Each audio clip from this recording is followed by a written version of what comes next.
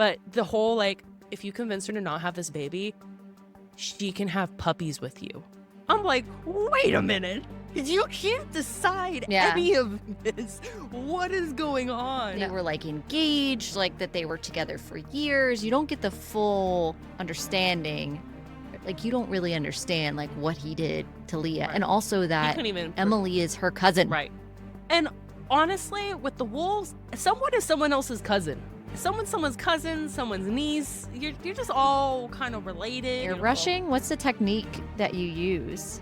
So the writing on the very top is actually with edible marker, and then the piping underneath is just royal icing piping, and then it does get an airbrush outer border.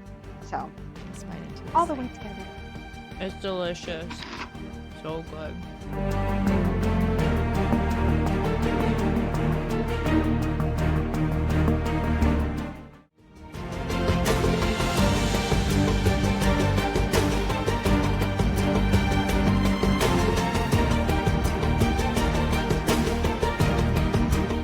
Welcome, Night Owls, to the Book Club After Dark podcast, an inviting moonlit podcast. I'm your host, Danny. And I'm Michelle. We break down fantasy, romantasy, and thriller novels. All things enchanting, intriguing, suspenseful, and maybe a little spicy. Each episode features intimate discussions on captivating stories, character breakdowns, fan theories, and more. And this is your content warning. This podcast contains mature themes and discussions that may not be suitable for all audiences. Episodes include explicit language, as well as depictions of violence and other intense subject matter. This podcast is rated R for mature audiences. Listener discretion is advised. And going forward from here, there'll be lots of spoilers, of course, for our last book in the series, Breaking Dawn by Stephenie Meyer, and of course, other references to Twilight. So consider this your spoiler warning. Let's get cozy because the best stories are told after dark.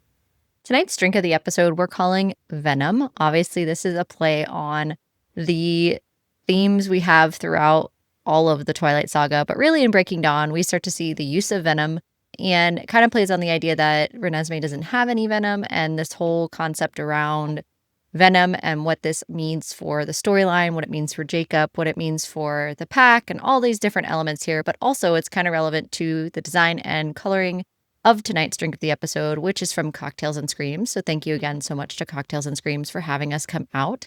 If you order the drink at the bar, you're going to ask for the Madame Leota. In our case, again, we're calling it Venom because when you talk about the look of this is what we've got.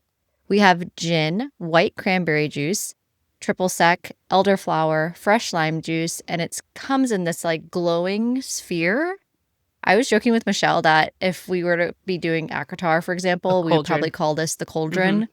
Yeah, I think because you're going to dip into this and transition. And so then I was like, transition. We have this like glowing orb looking thing. You'll see it when we make it for our video for Drink of the Episode. But it does kind of have like a Venom look to it, a little bit of red to it. It's got these colors to it, and it had a great taste to it as well. So it has this glow type dry ice thing going on at the top as well. So we've got like a bunch of different elements there. And again, thank you to Cocktails and Screams for sponsoring this drink of the episode and having that made for us. And let's talk about how the bartender handles the dry ice, because this isn't the only drink with dry ice. And she was such a pro about just handling the dry ice. And they just carry it in their hand. Yeah, we were both like, what? Wait, doesn't that burn you? She's like, no, just shake it a little bit. So, and it's fine.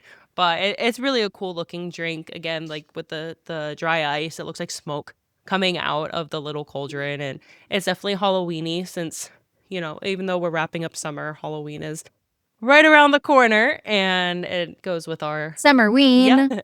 And all the dark vibes that we got. So it's such a fun drink. Yeah. All right, well, let's immerse ourselves back into Forks, Washington. So this episode, of course, we're exploring Breaking Dawn by Stephenie Meyer. We have a gigantic book right here for you. We have 2 massive films. We have all kinds of things coming up. So whether you're reading along with us or you're just here for the book/movie talk, either way, we're always glad that you're here. So what to expect in this episode is we're going to do a whole book summary, perspective of our reread, first read journeys, comparing the movie in. We're going to add in some pop culture, a little bit of facts, but more importantly, the big part of this episode is going to be our interview with Natalie from Nat Just Cakes. We're so excited to have her back on. to talk about her favorite of the series, which is Breaking Dawn. She loved this book, so we're excited to talk to her about that. And then, of course, we'll wrap up with mystery Q&A. So we've got a jam-packed episode for you, and we're super excited to get started. So break out the plot summary. Right. Michelle? So Breaking Dawn is the fourth book in this saga and final book. And this one's actually set up pretty differently. So we actually have 3 parts or 3 separate books within this one book. And 2 of them are from Bella's perspective and one's from Jacob's perspective. So I really like how there is a breakdown in that. So I'm going to summarize each book. So part 1 or book 1 is Bella. This is pre-vampire Bella. You have the wedding, the big wedding that she is wildly dreading the whole time. It's a very weird dynamic, and where she has this perspective on her wedding, and she understands how young she is and how that looks in the outside world. And then we have their honeymoon, where they go to a private island that is Esme's private island, which was gifted by Carlisle. And I was like, that's so cool. Here's a private island that is your gift for you.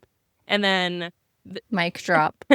And their honeymoon is quite interesting as they're going through it. Honestly, I felt so bad for Bella because it wasn't picturesque honeymoon, like, the honeymoon of people's dreams. No, just because it was pretty dark, honestly. It was because, obviously the honeymoon means they have sex, right? They consummate their marriage finally at that point. And off page, we get conversation before, conversation morning after.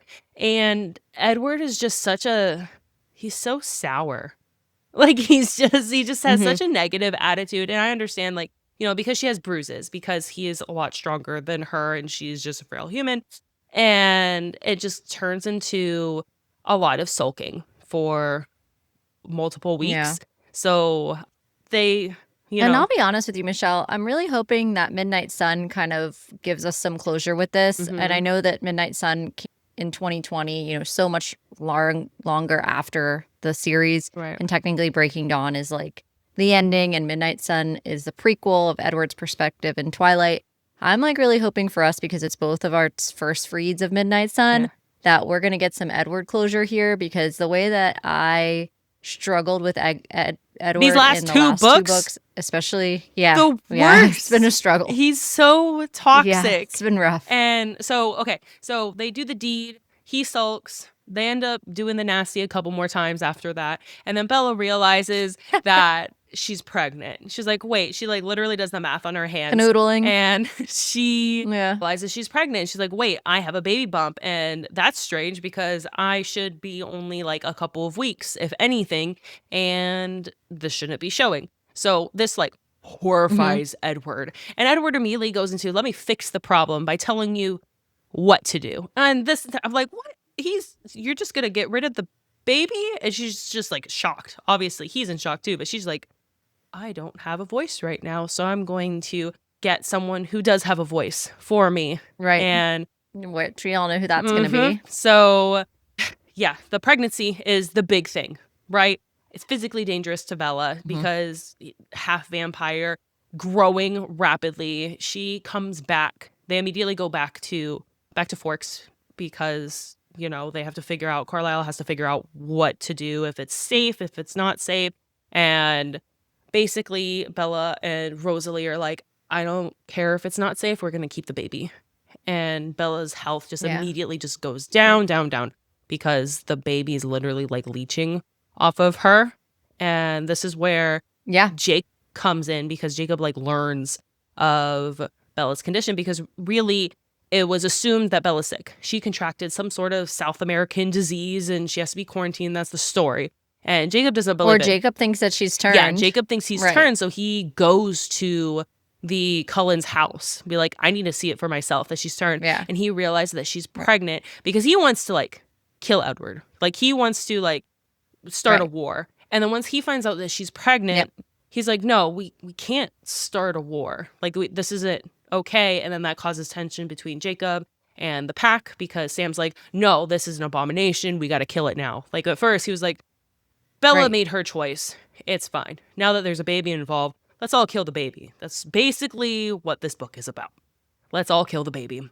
And to summarize honestly. it in one sentence, It's a little dark. It's very, very dark. Yeah, I mean, we are book club after dark, but for Ya book, there's some darker elements here. Right. You know, you may not have the on-page open door spice, but we've got a lot of other problems going on that are dark here for sure. Especially the actual childbirth scene of her like having to be cut open and very, very graphic. I wasn't expecting how graphic it was. And then Edward having to literally stab her in the heart with venom and like inject her with venom in multiple areas just so she can quickly transform into a vampire. And that's how we end book 1 from Bella's perspective. So we go into part 2, which is told from Jacob's point of view. And I thought Jacob's point of view was interesting because we also, with Jacob's point of view, we get some of the pregnancy as well. We get really his struggle in realizing Sam's choice and how he assumes himself as alpha. And as alpha, he gets a little bestie, Seth, which Seth is my like favorite part of the entire series. I love him. Because he's a puppy. Isn't he the best? He's just a little puppy. He's like, I did adorable. good, didn't I? I ran. Yeah. I ran this whole thing. I did and the what perimeter. I love too about the book, I know we haven't started book versus movie, but particularly Jacob getting his own full part 2, I loved that as Breaking Dawn. Like, I thought that did break up the story well. I think it would have been cool if we had a Jacob or Edward perspective as one of these as well. Right. That would have been nice. I honestly thought we were just a good to have because it was 1, 2, 3. So I'm like, where's Edward's perspective? But it goes back to Bella. This is fair. Yeah. But you would think them being the 3 main protagonists, it would make more sense to have a Bella, Jacob, Edward perspective. And you could have easily told, well, I don't know. I think it would have been a struggle with part 3 to tell it from anyone else's but Bella's perspective because of what she's able to do. Well, you'll get to that. So keep going. Right. Keep telling us about part 2. So Jacob gains Seth and then ultimately gains Leah as well. And I thought she was, because you're supposed to like not like Leah because she's a bitch, essentially. Yeah. But then you understand. Justice for Leah. You understand why she's like that. She literally has to live with like the love of her life being imprinted to someone else. And it's like it being justice for Leah, being in his head, like I can't imagine. Yeah. So she just wants freedom. She doesn't want to be a part of it. She understands she's a burden, and she like pleads with Jacob, like, I promise I will not be a problem. I just want to be free. I want to have my own mind. You don't even have to know that I exist. I will be in human form. I will go find a yoga studio somewhere, and it'll be fine. So I really liked seeing more of Leah. And obviously Seth. And then we have the birth scene with Jacob's perspective and how he imprints on Reneesme. I'm just like, what? Yeah. It's described as thousands of cables like suddenly snapping into place. Right. And then his whole universe shifts to gravitate towards her. And it ends that chapter on him meeting Reneesme and realizing the pull that he was feeling towards Bella has actually moved outside of Bella and is now Reneesme. And I'm like, that must have been so fucking confusing for him because like that is a newborn, not really newborn, but like, you know, technically newborn that is the size of a 3-month-old. It's just all weird. It is weird. So obviously, this leads into a conflict with the Cullens because that is a baby. And, you know, the wolves understand imprinting, but no one else really does. So. Well, we also have like 800 pages to talk about that. And I feel like she set us up with this imprinting for hundreds of pages before this. Right. A whole book. I mean, this book is almost 800 pages. Yeah. So you're going to have to like really set the reader up to get away with something like this. I feel like you really have to like. And I don't 100% feel like she got away with it. To be able, like, I honestly don't feel. I feel like just because it still rubs me. Like, I get what she says, it still rubs me the wrong way. So I don't. But it makes sense because you get the closure of why he was always so drawn obsessed to with Bella. Yeah. Bella. Yeah. It really wasn't Bella. No, it was the egg inside of. Does that mean he was? No, I guess he wouldn't have been born. No, never mind. Train of thought was like, you know how like Clee like my eggs were inside of my mom, because when I was growing in my mom's belly and we're born with the amount of eggs that we have, technically wouldn't he have been drawn to Renee? But he wouldn't have known Renee. So that was my train of thought. But never mind. Yes, I can see.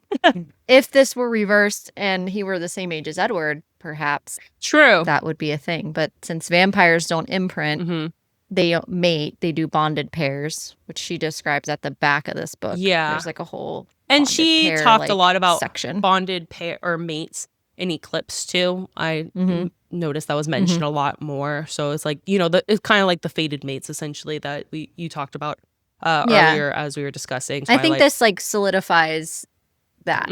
Like she was not the first, because it's been in a bunch of other series before that, but I think as far as like having something that became a coded phrase, like a big phrase in the book talk community, which is fated mates and this idea of mates, I think Bella and Edward were definitely still fated mates. Right. Like that's just what they were. They just didn't call it that at the time. Right. And I guess Jacob, ultimately imprinting is kind of like the wolf version of fated mates. Like they have no control over it. Whoever decides, that is your person and that is it. Which then with book 2 ending with the imprinting, book 3 is Bella's perspective, and she's a vampire, and that kind of adds a unique dynamic because Bella, as a newborn vampire, is actually like really controlled. She's actually really good at being a vampire, and it pisses Jasper off because he still struggles with wanting to feed on humans, and like that's still a struggle for him. And it really, you know, it's showing that being a vampire is what each person chooses it to be, not like you're not destined for a certain aspect. So she just kind of broke the mold with that, and it caused a lot of tension with Jasper. Obviously Emmett got a great kick out of it because he was placing bets on how long until Bella like loses it, and obviously when she does lose it, it's on Jacob because Jacob imprinted on Reneesme, and she has a lot of and words. That quote, that's like the same quote from the book and the movie. But also too, like you have to think there's this element of Bella that we always knew she didn't fit in the human world in her body. Right. She was always clumsy. She was super accident prone. This type of control she's kind of always had, meeting Edward, just all the different ways that she was more of adult than both of her parents, like her maturity, all these different elements that you kind of already saw get embodied and even more firmly developed as a vampire, which tracks. I mean, this is true to everything else that we've seen from when somebody turns. And it also ties into the gift that she has as well. So it makes sense to me. Like I get the thing with Jasper, but it also just, it makes sense why Bella is what she is as a turned vampire. Right. And we also see that Reneesme is like growing at a very exponential rate, that she's like every day it's like she's growing crazy amount. And, you know, before your eyes, she's like a year old, essentially. And this, you also get the lore of why Reneesme is a problem, because newborn, there was a time where people were turning infants and babies into vampires. And obviously when that happens, the infant baby is like stuck in that, like, you know, they're cute, but they're stuck, meaning they don't have control, and they were just causing chaos. And so this is when the Volturi come in. And it's a crime. Right. I mean, you're killing kids. Exactly. Like, that's not what the Volturi was concerned about, obviously. The Volturi is concerned about like preserving their secrecy, right? And you can't do that with a bunch of like baby toddler vampires just, you know, massacring people, because they, you know, if you are a parent to a young child, you know, when they want something, they want it and they're going to get it, or they're going to scrape their freaking heads off. So that's, I mean, imagine that with teeth. Yeah. So they don't really have self-control at that point. And and they're not going to be controlled either. Yeah. So this is when the Volturi see it as a problem, and that's kind of where we see the climax of the story really happening, where the Cullens have to prepare for the Volturi coming to them to basically deliver justice in their perspective, which would be to kill all of them, including Reneesme. We get a gathering. The Cullens essentially gather all their friends and family from all around the world, which is really cool that, you have different tribes. Well, and Alice and Jasper like split off. Right. Which this was one thing I wanted to mention. So we've had so far in this series, there's always a classic literature book that's mentioned. In this case, it's The Merchant of Venice by William Shakespeare is the one that Alice leaves a note in Bella's version of. And this is that moment where there's more to this than that. And there's a very specific reason why Stephenie Meyer picks The Merchant of Venice and what it kind of parallels to. But there's basically this storyline in Merchant of Venice. The protagonists, multiple ones of them, have this law, which is a transition for a pound of flesh. There's different characters that describe, shy away from who they are and disguise themselves. Portia disguises herself as a lawyer. There's clever loopholes put into this, and it's a thing about mercy versus justice. And in Breaking Dawn, you have the Volturi showing up that are also demanding a price, which is death, claiming Reneesme breaks this vampire law. And Alice is also the one who has these twists to avoid bloodshed. And so you have parallels here between Shakespeare and, again, just the way she did New Moon and the way she did with Eclipse, and even with Twilight, you have these different, very clear nods to classic literature. And she, again, mentions them by name in her work. So this is another example of Stephenie Meyer deliberately bringing in a piece of classic literature. And it was in the film and the book, but in the book as well, using a specific piece of classic literature where we see parallels in the stories. Right. And you mentioned, like, with Alice and Jasper breaking off, like, that was a huge turning point because usually the Cullens are like one united front. And they, everyone except Bella is perceiving it as like a betrayal, right? She must have left because there's nowhere Jasper is getting out alive. And Bella, like, understands that she will protect Jasper at all costs. So, but Bella ultimately realizes, like, no, she has a plan because of her note. And then she realizes that there's also a backup plan with South America. Bella works with a guy to get, like, some fake passports and birth certificates for Jacob and for Reneesme so they can escape if things turn south. And I thought there was a lot of buildup to this. It was very slow buildup to this ending, this battle. And I realized just because she was trying to pull a lot of, like, global entities together, and she had to make it make sense. Like, some random people can't just pop up. They have to have, like, a backstory and how they're related to Carlisle and what they contribute to the story. And, they have a whole month. So, like, 200 pages took up that 1 month. And I was just like, it was going. It's a lot. There was a lot of information packed in that. And then we get to the battle scene. And what Carlisle and the Cullens are hoping. I would rather call it a confrontation in the book. Right. Yes. There was even a confrontation battle. We stood there and stared at each other and we talked a lot. And commented. So, yeah, that was... Bella got to use her shield. Sure.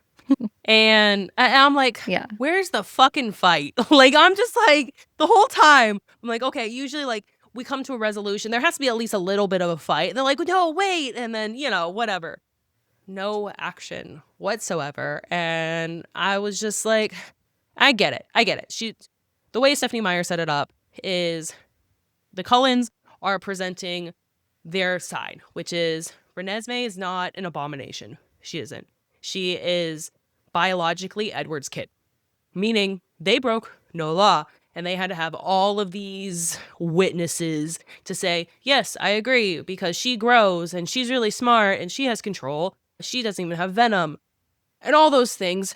And Aro is like, yes, interesting. Yes, good point. Yes, interesting. And it's just like, oh my, okay. And he's like, let me see the child and be all creepy and all that. Yeah. And then his brother or whatever, Caius, is like, burn them all. The entire time. So you have, like, one is like, I kind of want to see reason, but only if it, like, benefits me. And the other one's like, no reason, burn them. And then you have the third brother who's just like, I don't care. I'm bored of this. I see no problem. Let's just go. Yeah. And Can we just go home? Like, please, he's like a homebody. I just He need to doesn't want brush my anything to do long with this. golden locks and be okay with it. So, and ultimately, then Alice like appears out of nowhere with a hybrid vampire who is 150 years old that was from the Amazon, and to prove like, hey, this is actually like a vampire who half vampire that you never knew existed because he has control. So clearly that means she can have control. And then that's that. The end. Yeah.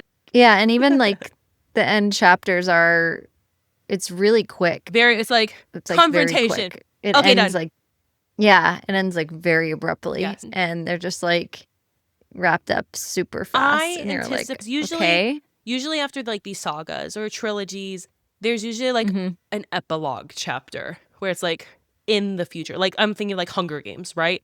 There's an epilogue at the end of the final book. Yeah. But like where, you know, how their life is after their main event. So I anticipated that to happen. But then when I moved, it's just at the end. I'm like, okay. And then it gives like the list of the vampires. I'm like, I forgot how abrupt it was. I was like, oh, we're just done. We It's okay. So let's talk about your first read. You kind of got into it a little bit here, but like your first read versus reread, because I have some thoughts. Okay, so as a first read, I didn't hate this as much as Eclipse. Solely for the perspective of Jacob. If it was from Bella's perspective the entire time, it was a game changer. I would have probably been upset. Just because the whole Bella and Edward, Bella doesn't have a voice. Bella has to hide behind Rosalie to have a voice.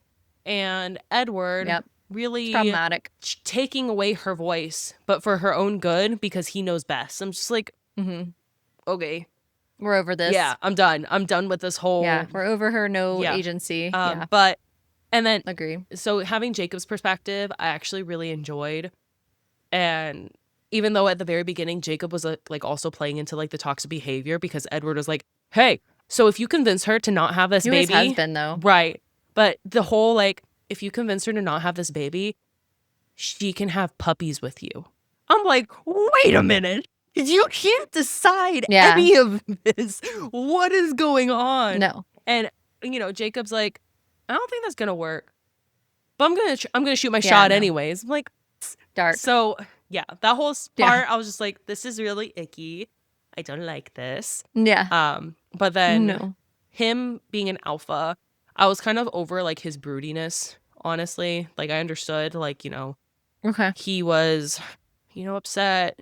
The like before he broke off, like when he was with Sam? No. Or like when he broke off? When he broke off. When he was alpha, he was still like, she's having this stinking baby. Yeah. And I have to be around. And I'm just always around. And it sucks being around, but I'm always going to be around. You know? And then Leah is like the whole time because she hates the vampires. And Seth's just, he's just happy. Everyone just needs to be more like Seth. I appreciate Seth. Agree. And then the ending, I just thought there was too much buildup and like there was like nothing in the end because so this is. I was just gonna ask you, and I'm just like thinking because you've seen the movie. So yeah, it's like, I saw the movie. When you read the book, were you like underwhelmed? Yes, I was like, wait, I thought there was the fight scene and then we come back and it's Alice's vision. There was no Alice's vision in the end. Like there was no like Alice being touched by Aro and Aro seeing what's going to turn out and then they leave. I'm like, wait, this is completely different. Like Alice, and ultimately Alice does turn the tide of like the battle, but they did it in such a different way. And I honestly think they did that change in the movie because, I think it's 2012. What movies were coming out this time? Lots of superhero movies. Like Marvel was huge at this time. Transformers was big. So a lot of these big fight scenes, and they needed something because there was literally nothing. If they were just all standing in a field and like... It's so underwhelming. It is. Yeah. And like visually, Bella... it's so underwhelming. It was underwhelming reading it. I was like, okay, I guess that works. Right. Like, I guess Arrow sees it now and it works. But like, yeah, it just... Again, I'll be honest, I forgot on a reread like how boring the ending was. And I was like, wait a minute. Hold on. Okay, when does Alice's thing happen? Hmm? Wait. Because it doesn't happen. No. That's not a thing Nope. in the book. It doesn't happen at all. I wish it did. And by the way, what we're talking about is the end of Breaking Dawn Part 2, the second movie, is Alice's vision is this entire fight scene where, and I remember seeing the trailer for this also, and like Carlisle dies, like all of them die. Seth dies, like a bunch of them die in this like big fight scene and get ripped apart, and Jane dies, and like this whole thing. And it's all it is it's Alice showing Arrow the future should he choose to pursue a fight with them, and that they would lose. And that's like the whole reason she waited was part of that, but also to bring this other, birthed vampire. But part of it was also like she wanted to show Arrow this future so he could see it and see the decision he was about to make and what that would be, which to me is like, again, very rare that a movie outdoes the book. And this example, just like Eclipse for me, Breaking Dawn Part 2, that twist made it better than the book. I agree. In my opinion. I agree. Breaking Dawn for that specific thing. Right. And I honestly, like, this book is thick. There were places it missed the mark. Yeah. Like, this book is thick. I don't think there's enough content in here for this to be 2 full movies. Because Part 1 is pretty slow. No. Like, this is not... Agree. Like, it's like when they broke up Mockingjay. And they broke it into 2 books. I'm like, yes. Mockingjay is not that big of a book. And you're going to break it up into 2? No, there's not enough content here. Because there's a lot of back and forth. There's a lot of, I'm going to tell a story without adding a whole lot of detail. So, yeah. Well, and then they just kind of cut Jacob short. No. In Breaking Dawn Parts 1 and 2. They didn't even give the wolves, like, right, in the book. Yeah. But, like, in the movies, he gets glazed over. And so does, like, the story of Seth. So does the whole thing. You really don't, I'm over here saying justice for Leah, but that's, like, a book perspective. Right. Because in the movies, you really don't feel for her that much. You get a couple little instances, but only the fan base who has read the books will really feel for Leah. Right. Otherwise, you're watching it and you're like, she had like a little... She had a crush on Sam. Heartbreak in high school or whatever. Yeah, like you don't get that they were like engaged, like that they were together for years. You don't get the full understanding. He's like, oh yeah, I feel really bad about what I did to Leah. But like, you don't really understand like what he did to Leah. Right. And also that Emily is her cousin. Right. And honestly, with the wolves, someone is someone else's cousin. Like, it's just someone else. Yeah, someone's cousin, someone's niece. You're just all kind of related. And I understand, like, that's very, I guess, tribal because they're small units, right? So people are going to know someone in some sort of way or be related to someone in some sort of way. But I was just like, everyone's so freaking related. And they're from other tribes, too. And they're still related. I'm like, what is going on here? Yeah, but the book definitely focused on that more. Right. That, like, the movies don't really mention any of those aspects. No. And it's probably because it's not right to do that. Right. Like, we should stay far away from that line of thinking. Right. And, yeah. And in the book. Let's not. And the directors are like, the screenplay writers are like, absolutely not. We're not putting that in there. Right. That would have been. But the book definitely talks about that. Yeah. There's a lot of, there were a lot of things that were kind of problematic in here that if it was written in this day and age, it probably would have been canceled, to be honest. Too many or it would have been taken out, which is what happened in the movies. Yeah. Right. All that controllingness of Edward being of his time, which was totally true of that time, but right. I mean the imprinting on children again, I think that they did it.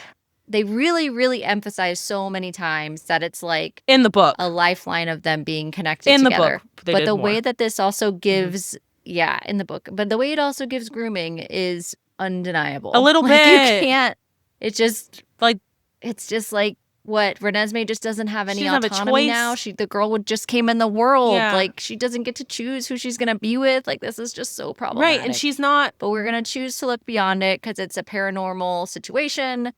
And she wouldn't be happier with anybody else. And Jacob is the very best thing that could ever happen to her. So says the male. And that is why this works out. So says the man. The man is the one that's saying, I'm the one that would work best for you. And you don't get a choice from birth. So. Yeah, why doesn't the girl imprint Or isn't this reversed? But I guess it is because Leah could imprint too, but she doesn't, which is also problematic. Like, why don't we find out who Leah imprints on? Right. Give one of these ladies an imprint choice. Come on. And it also mentions that I did think that Leah that can't have children, and that she, like, imprinting for her is also like a little bit questionable, because the whole purpose of imprinting and like is ultimately to generate like better pedigree for the wolves, right? And since she's frozen in her time, she cannot reproduce. So there's even a question of whether she should imprint, or she is able to imprint, because she biologically cannot reproduce as a wolf. Which I'm like, why can't she? And so what is this also parallel to? Like, why can't she? Female vampires can't reproduce either. Exactly. What are we doing here, Stephenie? Why aren't they got allowed questions about this? Why can't she have a pup? Yeah. Why can she not be a strong, independent woman and have a family? Mm-hmm. Problematic. Why can't Reneesme? Exactly. You know? Why can't she make some decisions for herself? Does why that can't mean Reneesme? Rosalie? Okay, so this is like, why can't Esme? You know, this is the thing, is like none of these women, you know, Esme's a baby, but I'm just saying nobody has. For 6 Bella years, had the for most 7 autonomy. Years. She's a baby for 7 years. At 7 years, she'll be full grown, and then she'll stop like aging or whatever.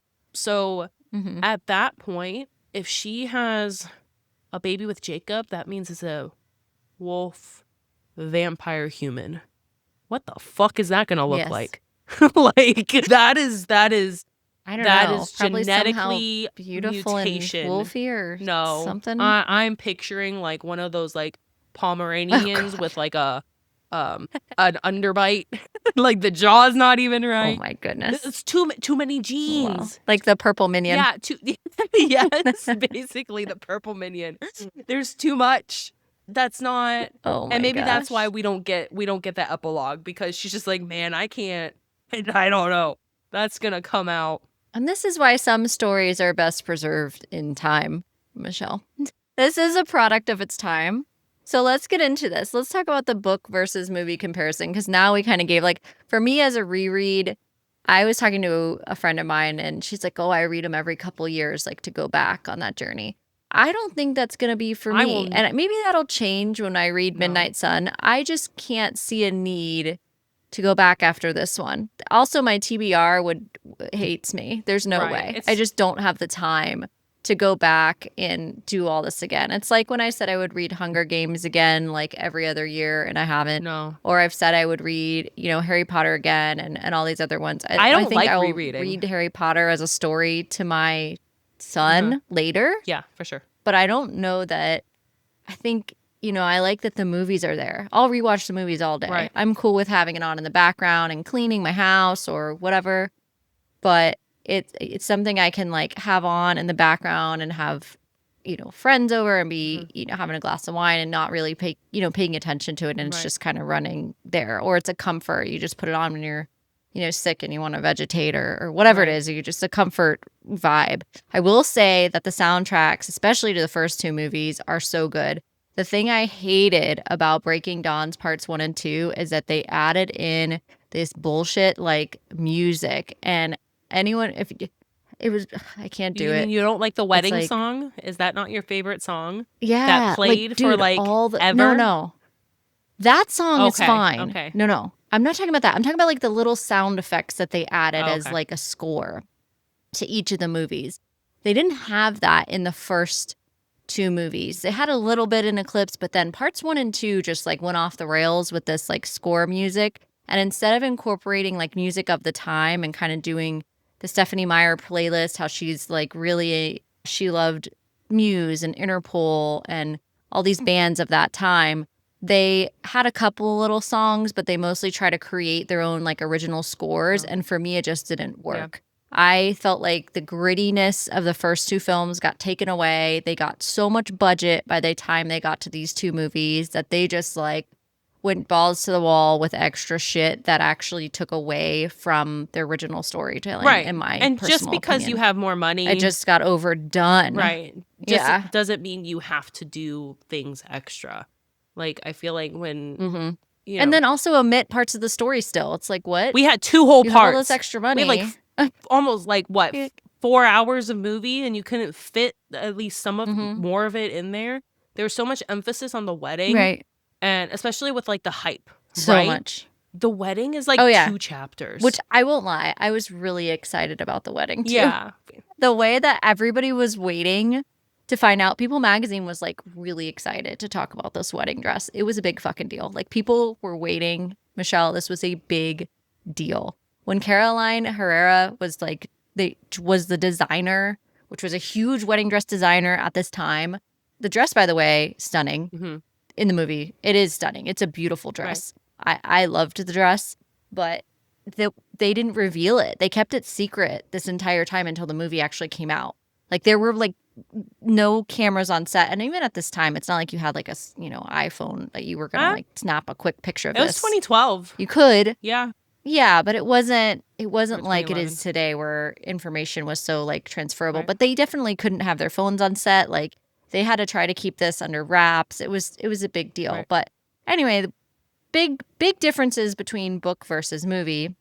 Primarily, what we talked about already is the book is divided into 3 sections, which was Bella, Jacob, Bella. Mm-hmm. 3 different storylines. And they all kind of end at different points that catapult the story somewhere else. The movie, on the other hand, is only split into 2 parts. You have Breaking Dawn Part 1, Breaking Dawn Part 2. Immediate ending, which has been redone so many times of different reels, funny reels, things that come up again for Breaking Dawn Part 1 is Bella after she gets injected in the heart. And first of all, Breaking Dawn Part 1 is like horrific to watch.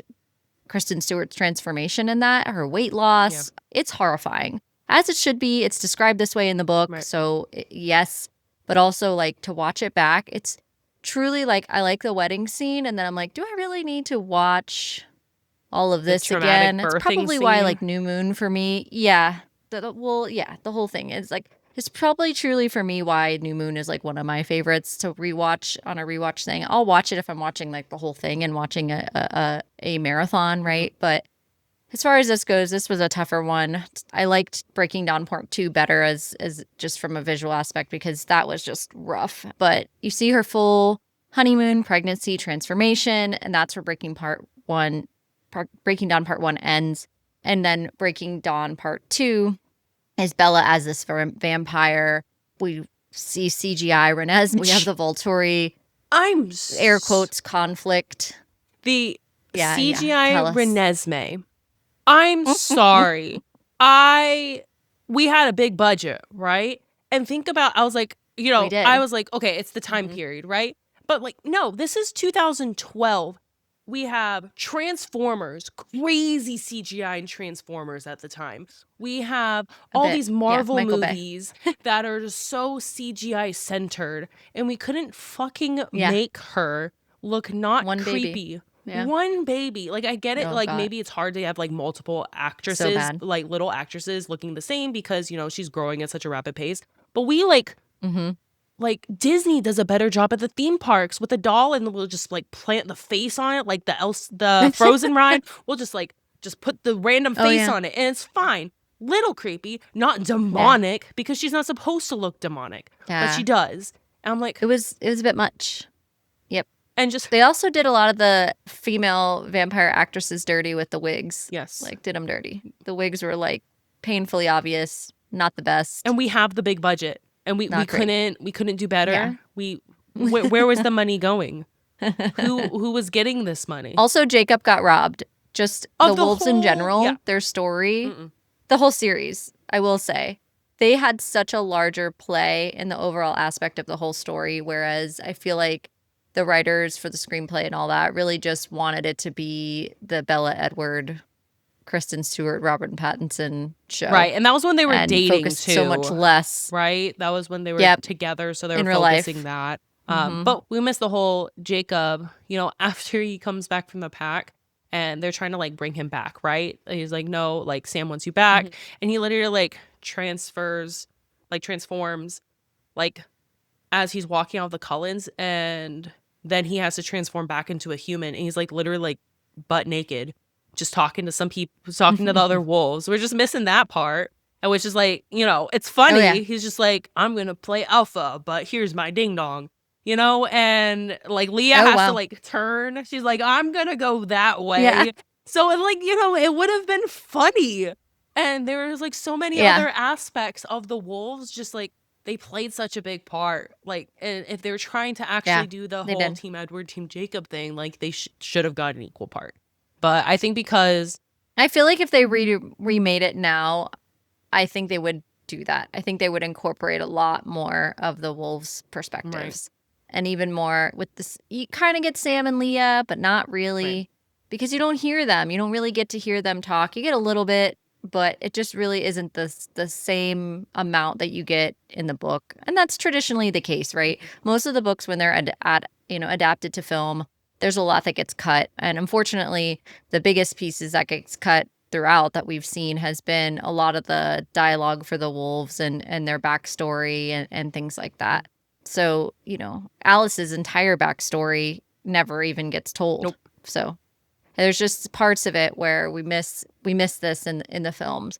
I think that the key pieces from the movie to the books that were really the changes were just the way that the overall story itself was still very, very similar, but that obvious big one is the Alice change. That final battle scene, again, it makes the film for me, and I am glad that they added it.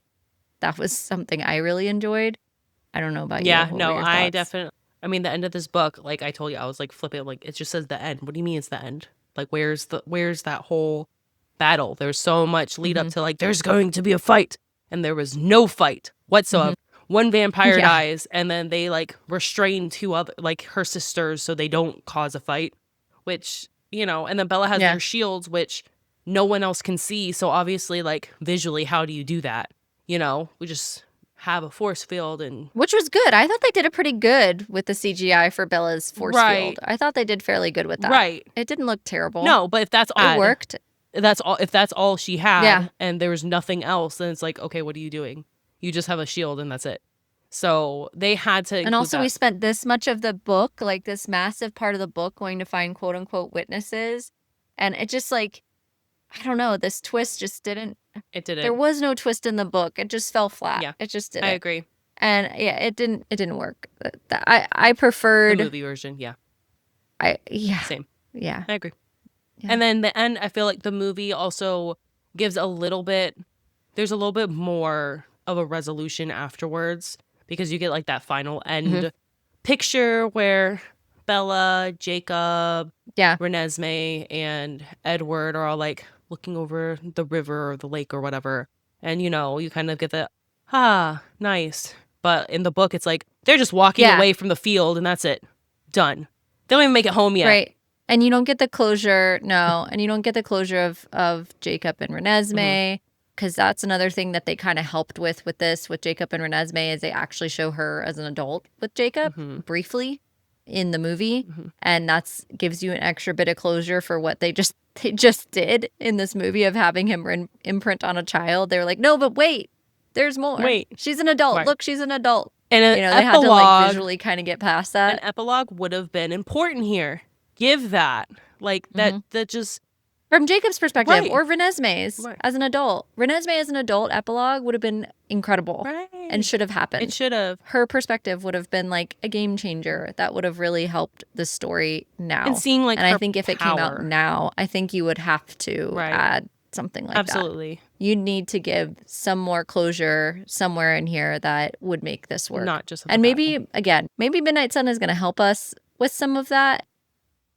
I don't think that changes imprinting for me, because it's just Edward's perspective of Twilight. And Edward doesn't understand it either. So yeah, so I don't think we're gonna get it, but I do think the movies, what they did correctly, the wedding was great, the honeymoon, they spent the money, they went out to Rio, like they shot that really well. They conveyed parts of it. I think they could have done better with certain things of prolonging how distant Bella felt, and I don't know if that goes down to acting, but there was just parts of it. Yeah, he was distant. I kind of got the vibe of that, but I wish that he had said more instead of just trying to show that visually of them like bouncing around an island and her trying to catch up or whatever, and then like playing chess and stuff, which was a nod to the book cover, in the film. That's great, but I wish they would have like kind of talked about it more. Right. But they did great with the visual aspects of it. Maybe that's where all the Volturi budget casting was good.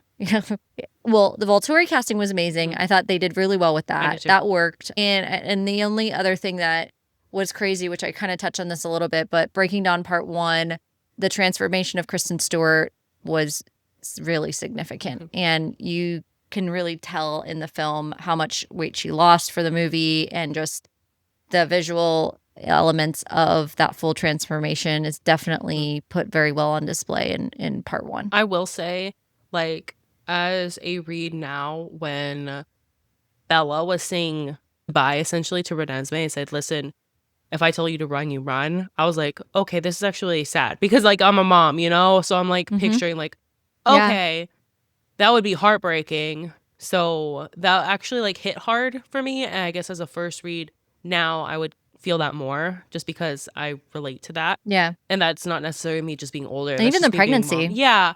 I was like, oh, yeah. And like me being pregnant right now, I'm like, holy, I don't want this thing cut out of me. I don't want any of that. But like, you know, that's essentially like they had to do a C-section to her to like, you know. Right. On a scalpel, but even the protectiveness that Bella feels towards her unborn child. Right. You know, you being pregnant, you have to probably have an interesting take on that as well. Right. That's why I was like, who the fuck are you, Edward? Who are you going to tell her? How are you going to tell her that she can get rid of the baby? It's like, no. I'm sorry. You had your hour contribution. I'm sorry. Or however long it took you. That is very generous. Well, I don't know. Like, I don't know the anatomy. Like, how, like, I'm sorry. And like, we talked about this last episode, but like that probably was really uncomfortable. I'm glad she got it when she was a vampire, but I'm sorry. That was probably so uncomfortable. He's cold. You're warm. The ice pick of what? It's being rammed by an icicle. That's what she is being. Well, and I'm just like, we all have our things we like. Death? I'm sorry. This is not. I'm sorry that was on like what? Remember that show? Close your ears, people. Remember that show in the early 2000s? It was like 1,000 Ways to Die or something like that. It was like these crazy ways. Yep. And usually, and most of them were like sexual in some sort of way. So that was talking about that show the other day. So that would have been. This wasn't a sexual way. This guy dies. He's a Buffalo Bills fan, and he like freezes on the bleachers or whatever. Like one of his friends thinks he took him, and like the other friend thinks he took him because they were all like shirtless, you know, rooting for the Bills, and he like fell asleep and like hypothermia. And that was 1,000 Ways to Die. They like left him in the stands without a shirt. He couldn't walk. Yeah. He couldn't go somewhere and get a. He was drunk. Oh, okay. Yeah, he was drunk. Okay, that is a key. Yeah, he was like heavily intoxicated. Yeah, okay. Key Checks out. Information, piece of information. I forgot to add that. Yeah. That the reason I thought of that one was because we're talking about freezing cold situations that could kill you. Very different one, but very different. A little different situation, but still, like I don't know. That whole thing, and, you know, oh, wait, I was in the water for a little bit, so obviously it's fine. Also, may he rest in peace, because that was a real person, which is terrible. Yeah, that is. I'm sorry. We're not. Sorry for Mr. Bill's fan. That was Frozen. Awful. Yes. And I'm sorry. Terrible. There, 1,000 Ways to Die. R.I.P. That show is... Yeah. Millennial TV was unhinged. Like, Millennial TV was just so, like, think of, like, all the crazy TV shows we had, like Catfish.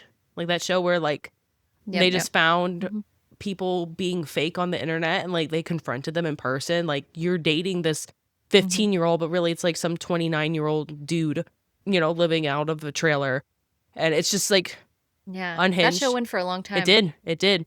Jersey Shore, you know, reality TV. That was just Millennial TV was just it was a time. It was My Strange Obsessions. There's a new documentary about Biggest Loser that's coming out about that weight loss show. Oh yeah, there's like a documentary coming out about that. I forgot about that show. And they had a bunch of just like game shows that were just really stupid. Yeah, you know, there's the birth of American Idol. Anyways, Millennial TV, crazy time. Back to Edward's, which leads us into pop culture. Yeah, but timing, pop culture. So Breaking Dawn Part 1 gets released in November of 2011. And 1 year later, in November of 2012, Breaking Dawn gets released. And when I explain to you the hype surrounding this at this point, it's cataclysmic, okay? they are dating in real life.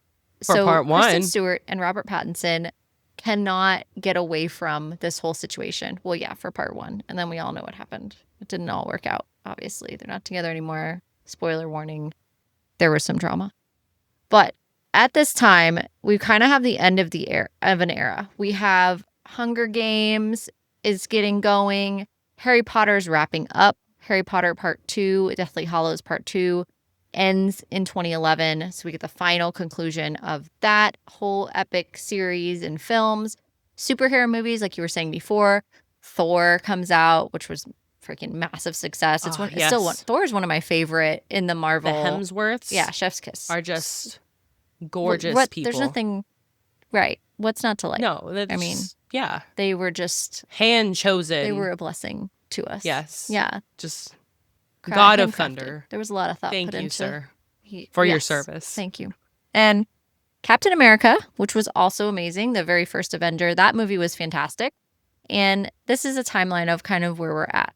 We also have The Immortals that comes out, mythical action fantasy, Henry Cavill. What's Paranormal Activity. We have, remember that whole franchise? Yes. That was a wild franchise. Oh my gosh. Too.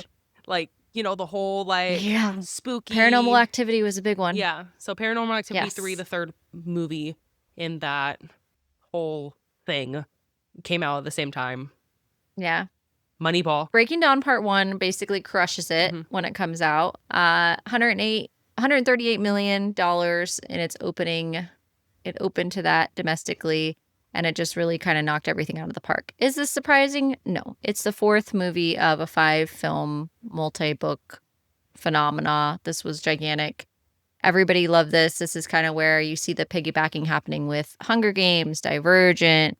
We kind of go into dystopian era after this time frame, kind of get away from the vampire thing. But it did open the doors for Vampire Diaries, Teen Wolf, a bunch of other television series that kind of played off of this success of this. But then Part 2 comes out. We have our first Avengers movie coming out in May of 2012 after Thor and Superman.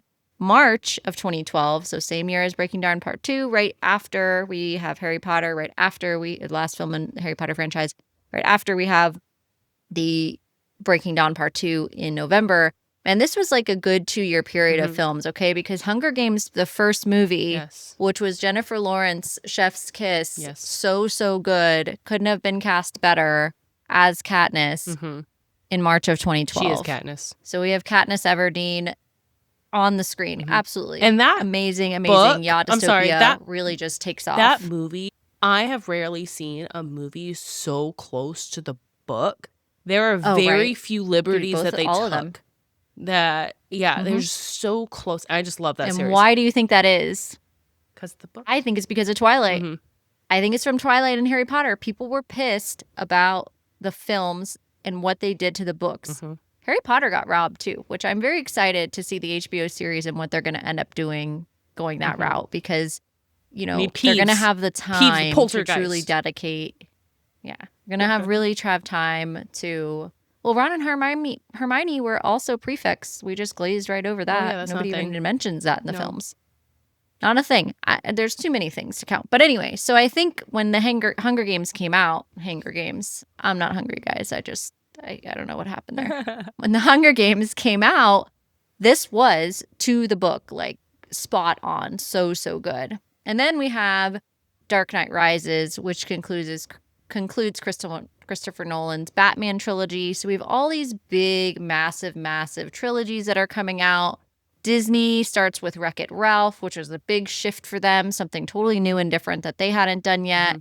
We have Rise of the Guardians, which is another just big things that are just going on in the world of film at this time. One major flop was Cloud Atlas. And I remember this having this like huge following behind it. They're like, this is going to be this huge deal. And Cloud Atlas was absolutely terrible. It was really, really bad. It was not good. Right. Breaking Dawn Part 2 was the second largest of the franchise in terms of grossing. And it did very well overall, but New Moon and Breaking Dawn were the top 2 of the whole franchise to produce the most in terms of sales.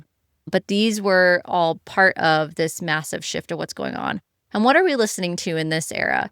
In 2011, we're listening to Adele, Lady Gaga, Katy Perry, Bruno Mars, LMFAO. Okay, I remember LMFAO with a Party Rock album. Party rockers. And if you don't know who in the LMFAO is, house and tonight. you, yeah, exactly.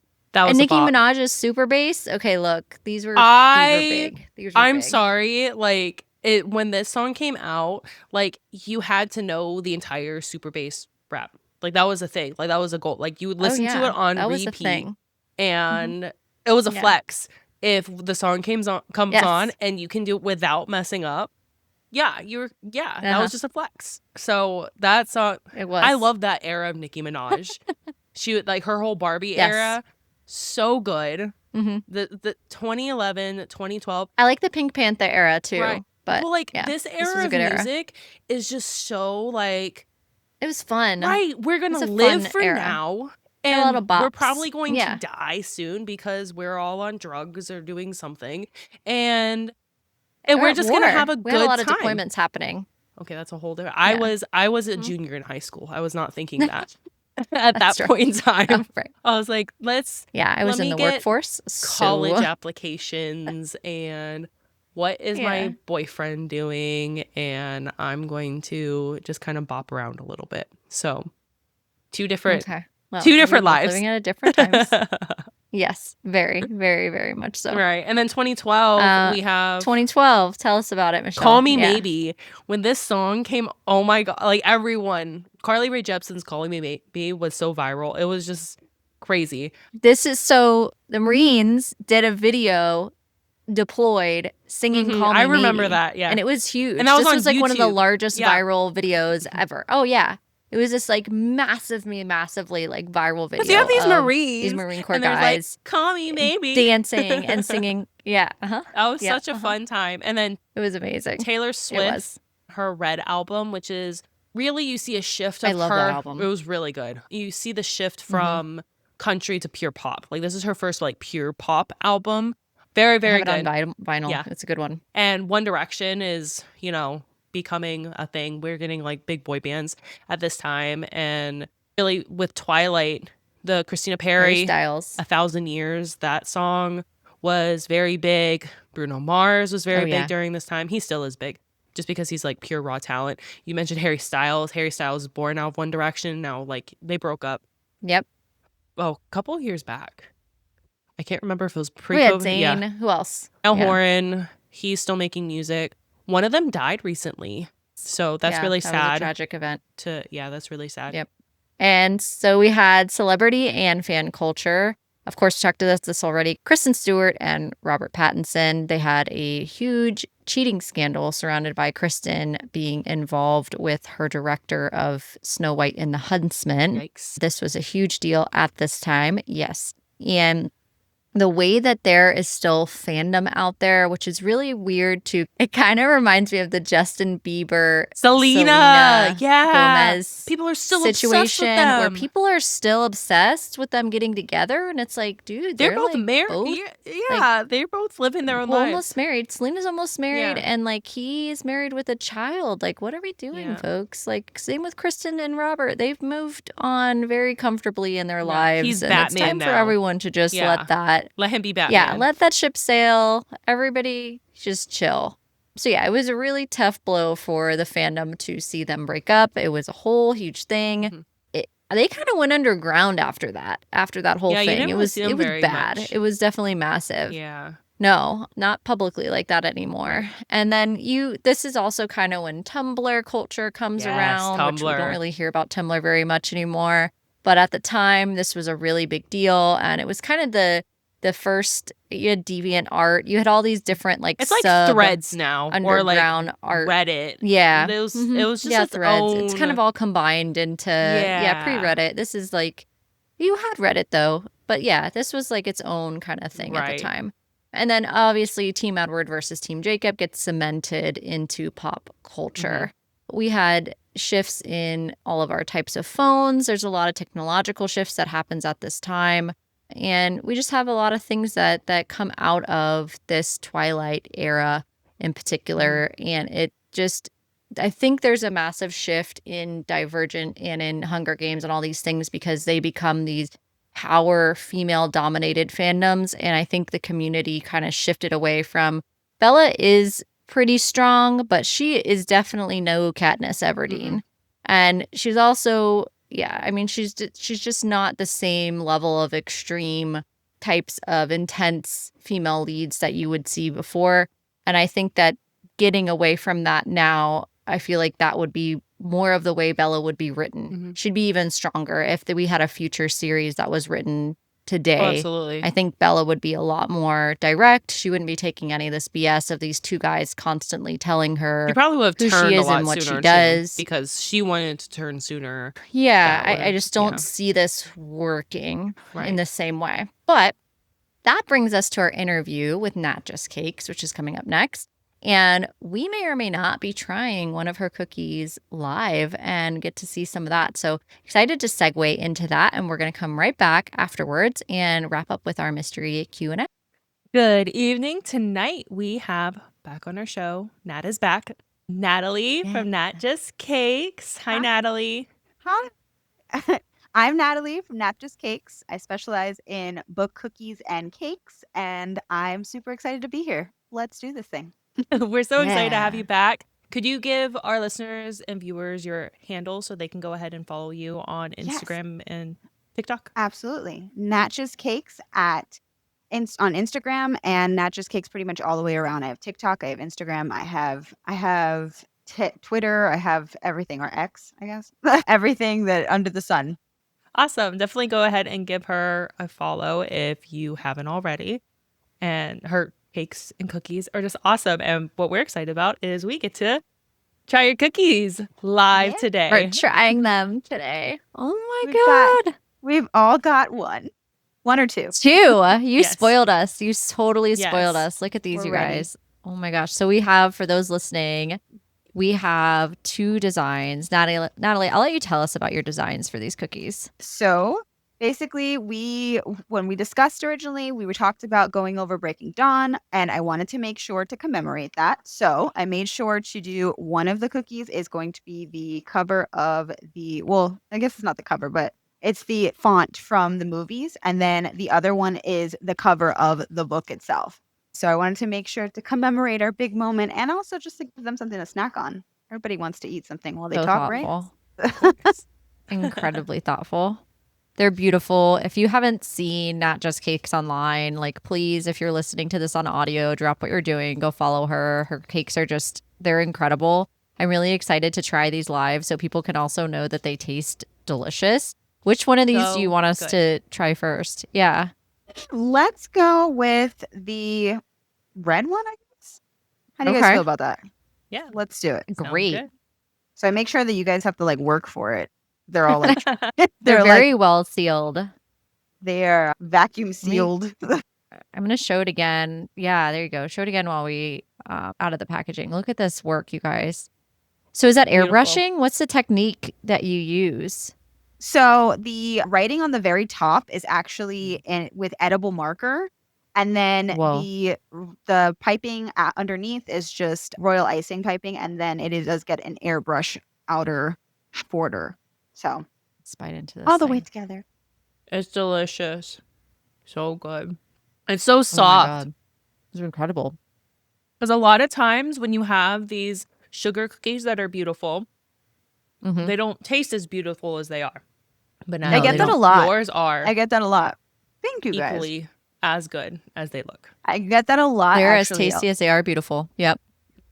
A lot of people get really they're really shocked that they're soft. I think because of the fact that the icing on the top is hardened, but it's not hardened all the way through, where you feel like you're biting into something that's crunchy, I guess. Right. So I guess that's the assumption that it's going to be crunchy afterwards. But I'm no, I just gotta try them. They're actually they stay really soft for a while, and I think the packaging, having it sealed in its own moisture, it kind of just sits there and makes sure that the cookie itself stays soft. So I'm glad you guys like it. That's amazing. Does anyone watch The Great British Bake Off? Which total segue, because if anyone knows me and who listens to our show knows that this is going to come anyway, no matter what happens. I try my best to rein it in, but the brain just does what it does. if there's like a big critical thing about over and under baking, like they lose their minds about this on the show. Like if it's underbaked. I can't say it in British accent. I just can't do it. But they talk about how it's underbaked, and it's literally like the world's ending if your stuff comes back as underbaked.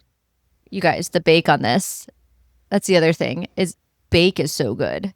The cake is moist, the cookie is moist. It's perfect. It's not underbaked. It's like the perfect color too. Like if you're looking at the cookie, it's like perfectly brown to the point that it's supposed to be. Like perfection. Thanks, guys. Definitely very specific with the timing and everything. So I appreciate all of those things. I appreciate all your praises.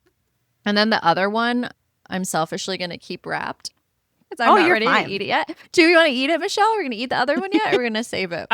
I promised like my daughter one.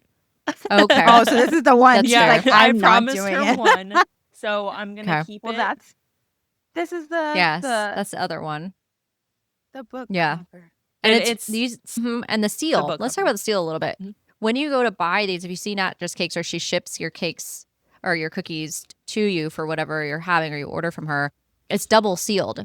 So usually when you get these cookies, they only have like the one plastic seal on the back, but hers, you open the bag and then there's like another seal inside. So that's a tribute to like that freshness being able to stay, you know, if you ship them or they're sent anywhere. And let's talk about your business a little bit. We often like don't get enough time in our interviews to like really talk about Nat Just Cakes. And so let's talk about that and like Twilight and books and things that are going on that are exciting for you. Because Bryn Weaver, I mean, that was a huge deal. We've been watching your books for your cookies for that. I just tell us what's going on, Nat. We want to know. So for people who don't know, I have been decorating cakes and doing desserts since I was 17. So officially half my life. I am 34. So half my life. And 34 years young.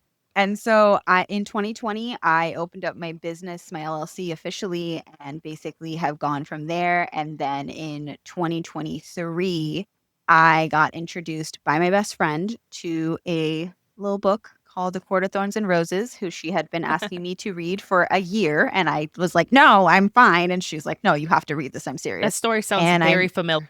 I'm sorry. Did that happen? Did that happen to you guys? Yeah. Danny. Well, I feel like there's always just like one friend trying to influence the other. Join the cult. Me. That was me. My I was best like, Michelle, friend did the same thing to me. And then look at you guys, having a podcast. And then it's like, for me, it was like, look at, like, that ended up leading me into basically going into like book cakes. Like I made a cake for it because I was like a big fan and I couldn't get over it. And it kind of went really big. And then I made actually 2, and then it kind of went really big. And then after that, I just started making other book cakes. And now I work with Orlando's romance only bookstore, and I've gotten in contact with a lot of different authors who follow at me and who have encouraged me to continue with it, and who just actually are really supportive of the stuff that I've been done, and so grateful for like all the opportunities I've kind of opened up because of this lane. And I get to kind of combine 2 things that I love and be able to have people who actually love watching them and ordering them and enjoying them. So that's kind of where I've been recently. I got in contact with a person that is involved with the movie and basically ended up shipping my cookies for Bryn Weaver, right? Yes, for Bryn Weaver. Yeah, okay. And so, sorry, I should have specified that. Okay. And so now I'm kind of in the midst of trying to solidify shipping my cookies out like everywhere, just to be able to have like a flat fee. That was kind of like a one-time thing where I tried to do it, and it was like I charged a certain amount for that time frame, but I'm trying to have something that I can be able to like charge people a flat free fee and be able to send it over to different people all around the country, hopefully. Because I'd love to be able to do all of that and be able to bring like book cookies to people. But yeah, I get to work with people like you guys and do all these really big events and see where all of this goes. I was like, so it's been a wild ride. It's been a wild ride. I hit 5,000 followers in December, and then about 2 weeks later hit 10,000, and now I'm about 43. It's 33,000, and it keeps growing, and it's been a wild ride, to say the least. Yeah, we love being a part of it. Your Quicksilver cookies were the talk of our event. We were so excited to be able to partner with you. They were absolutely stunning. My husband was like, this is art. And I was like, I know. Natalie is Thank like you. an artist. And then he ate one and he was like, damn, these taste good too. I was like, I know. Because it's the rarity of like getting both, like having both things work. I was like, yeah, she's the real deal. She's really good. And I get it's that so a well lot. deserved. It's just, I mean, yeah, it's just You totally true. should. Well, I as can't far tell you as the like number. as far as like the taste good and the look good, because I get a lot of people who are like, oh my god, it's so beautiful, and then they like eat it, or they'll eat the cake, or they'll eat the cookies, and they're like, oh wow, it tastes good, and I'm like, yeah, I would hope they did. They're just like, no, but you don't understand. I've had X, Y, and Z that have tasted looked beautiful, and then they didn't taste as great, or whichever. They've had experiences in the past, and I'm like, well, I think I strive to like, I don't want to serve anything that I wouldn't want to eat myself. So Right. And there's no sacrificing. Like, I feel like sometimes when you ask for really intricately designed things, especially food related, you're immediately thinking, oh, I'm going to have to like sacrifice on taste or flavor to make that visual thing happen. But that is not the case with Nat Just Cakes. And as we just showed you live, which I was so excited when you were like, oh, I have cookies for you for my segment. I was like, what? Yay. I was ecstatic. I was so excited. And then we got them and like you had incorporated so many elements. And that's the other thing is like, I gave you no information for Quicksilver. I was literally like, wait, whatever you want. And what you came out with, and that was some of the things that the folks at the event specifically said, that they were like, she made a carrion cookie that was specific to plants, like to him being a plant dad, #1 plant dad. And they loved that because it wasn't just a generic, you could have looked online at like, the book is about X, Y, and Z, and like make something generic. No, Nat Just Cakes, she's read the book that she's making your cookies for, and she knows exactly what, everybody wants to see. So it was great. Well, and one was an acronym that we had to look up because I was like, what is this acronym? And it's the one where it's, oh no, I saw that one and I was like, yeah, I saw that one and I was like, okay, I have to add this one. But I was like, I had to look it up as well. I'm not gonna lie to you. I seriously was like, no, I was like, and I think I knew that it was that one, but I was like, we did too. We didn't know the exact. I kept saying it wrong. I kept saying like, I don't know, like I was like, I think I was saying it, but like without like the I am. I think I was like, thought it was I'm. So I kept saying it. I was like, what's the A for? I don't understand the whole. I am about to introduce you to all 7 gods. I was like, I'm about what? Right. Yeah. No, I saw the G. I'm like, no, it has to be with the gods. I can't remember the rest of it. But even like the little intricacies, like Sarah's jewelry store, like you had this beautiful purple cookie that had like this really cool design, and just like taking elements from the story or even creating your own creative spin on elements of the story that we could tell, and so could our guests, that, you're the real deal. You're not just someone who's making books into cakes because it's a possibility to go viral. It's not that. Right. You love, it's not trying to be trendy. You love these stories, and we can see that in the passion and in what you created for us. And so again, even show lighting, taking this extra mile of like, here, I'm gonna send you guys some cookies to try. I was like, what? And then like even having the extra step of like, well, this is from the movie font and like this is from the book cover, so like there's a difference. It's like, what you're doing, and you take the time to take that extra step to do so. Yeah, we love it. Just to like, details are my love language, like in any sense of the word. Like in like anybody that like knows me intricately, they'll say like details are my love language. Like I'm obsessed with like tiny details. Like it just like, I don't know, it scratches something in my brain. Like going into like having like adding small details to things, like even having like little get-togethers and stuff. I don't know if you guys saw the thing with the Jenny and Georgia thing that I did with my sister. Like that was just me and my sister. That was literally just for me and my sister. And I just like made sure to print out things and have little signs for all the food that was there and things like that. Like details are my love language. So like anytime I get to do all those little things, especially for people who read these books and who like get to like know what each thing means, like, I don't know, it means so much to me to be able to like connect with people with something that I love to do. And then, I mean, 2 different things that I love to do, and then meet people that actually love those things too. So it's like a whole moment. That's awesome. Yeah, we can definitely tell, which is the best love part. Both the books and the cookies. So let's actually get into Twilight now. So do you love most about Twilight? And it can be the whole saga or something very specific. It's like itself, or like, I guess, okay, so this is going to be like probably like a two-parter. I have so much nostalgia with Twilight. Twilight was such a huge time frame of my life. And it was just, I think it was like, I feel like everything's kind of bigger when you're younger. Everything's like a bigger moment when you're younger. And I think that, as much as books now, like they excite me and they like, revitalize me and let me be able to like escape.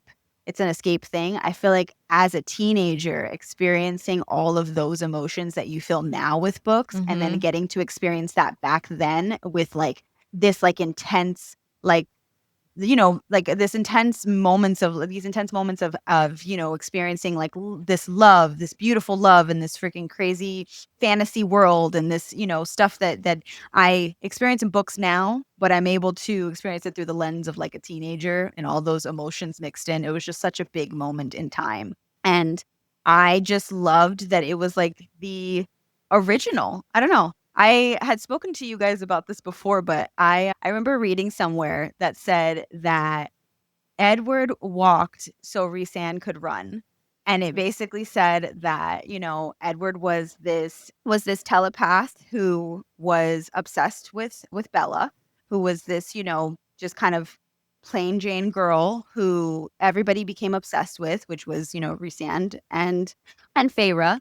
And then you've got the super, super buff cinnamon roll guy who's in love with like the really like grumpy girl who's like angry at the world, which was, Emmett and Rosalie. And then you have the pixie girl who's like super in love with like the broody, like keep away from me guy, which is basically like Elaine and Azriel. And I was like, well, I was like, you have I like feel Cassian like and Nesta. Yeah. Yeah. For the other, and for so Emmett and Rosalie. Yeah. yeah. And so like, it's just one of those things where like, I feel like it was like the blueprint. It was like the original blueprint for all the things that we loved in stories like these. Obviously ACOTAR is such a huge series right now. It's like the one of the core, four that is like hugely like relatable to most people who like fantasy. And I feel like that was the blueprint. That was the blueprint. That was the beginning of that kind of introduction before Book Talk existed, before all of these different like social media spaces where people were able to discuss about stories like that. That was the story that brought everybody together with the movies and the fandoms and the fan casting and all the things. Like I genuinely feel like that was like the beginning of all of it. Yeah. Sorry, that was a lot. For sure. No, No. that was why we asked it. That's exactly why we asked it.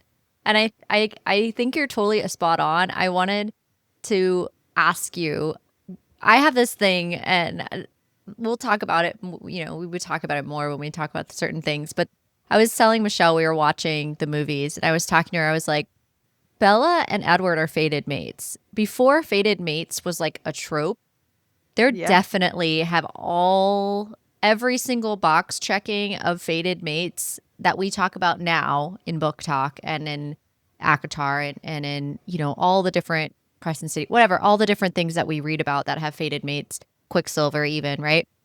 They're fated mates. Before that was ever talked about. It's totally how I see them. I don't know. Do you agree, disagree? No, absolutely. I agree. Like I said, blueprint. I feel like they had like all these different people had the things that like we wanted. It was like you have this like high stakes situation with this girl who can't really defend herself. And then you have like these big powers that are coming against them that are forcing them to go into this specific situation that they don't want to be in. And then you have like, you have this other guy who came around and he is somebody that maybe in another life she would have chosen, but the better guy won. Yeah, that's what I'm saying. Like it was like, and then it's like also I kept thinking about like this before we had this conversation.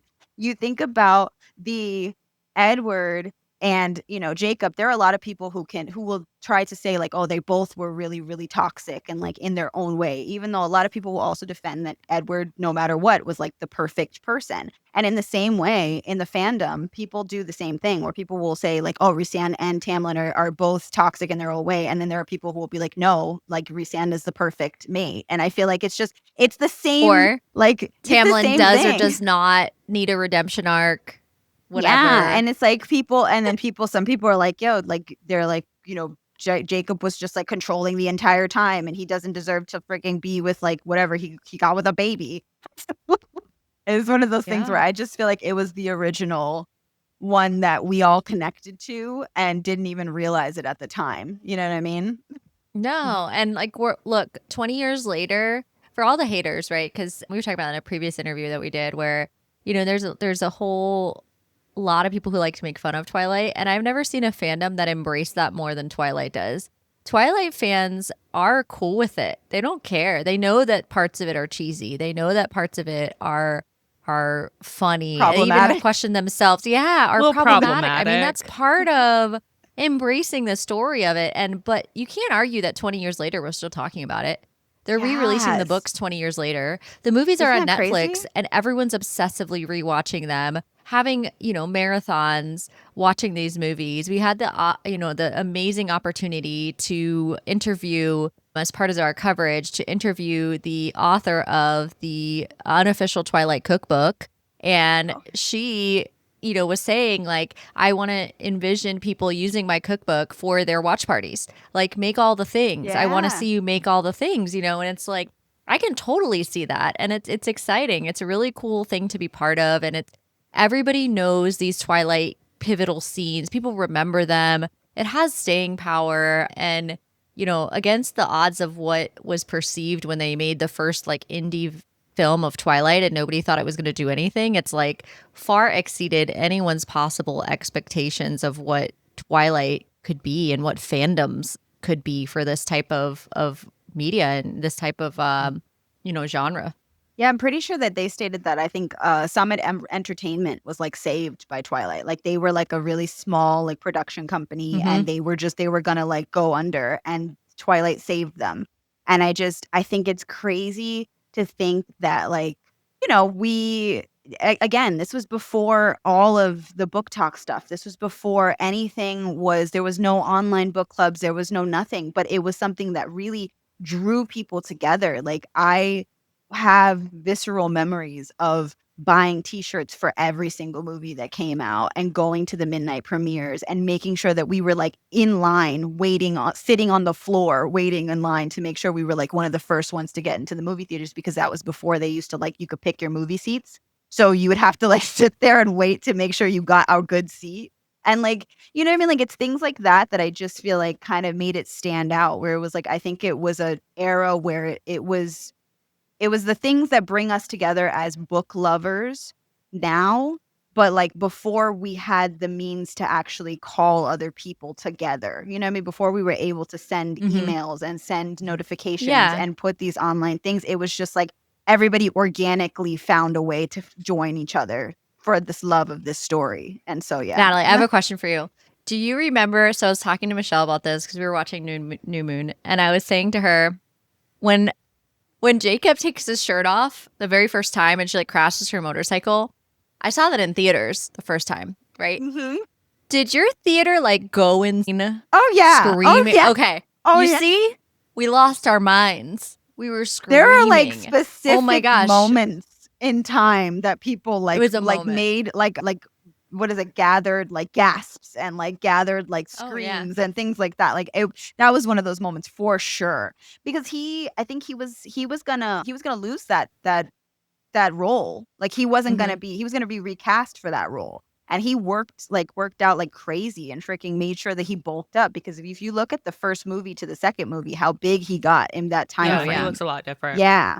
Yeah, because so everybody was like waiting for it, and they were like, all right. That's funny. See, I didn't experience the culture phenomenon when it was like, live and well and being birthed. And that's just, I think it just says something amazing to how Twilight was able to bring people together in such a way. Like you were saying, it's because it's not about the storyline necessarily. Yes, we love this. People love the storyline, but there's just some craze behind it, and since that hasn't really happened in the past so much, that it just people went wild. I mean, I remember Team Edward, Team Jacob like shirts were everywhere, and you had to pick a side. It was like Backstreet Boys versus NSYNC. Like, and you like, those are your people. And if they were against you, then you're not friends anymore. And that was like, I was an outsider looking into that.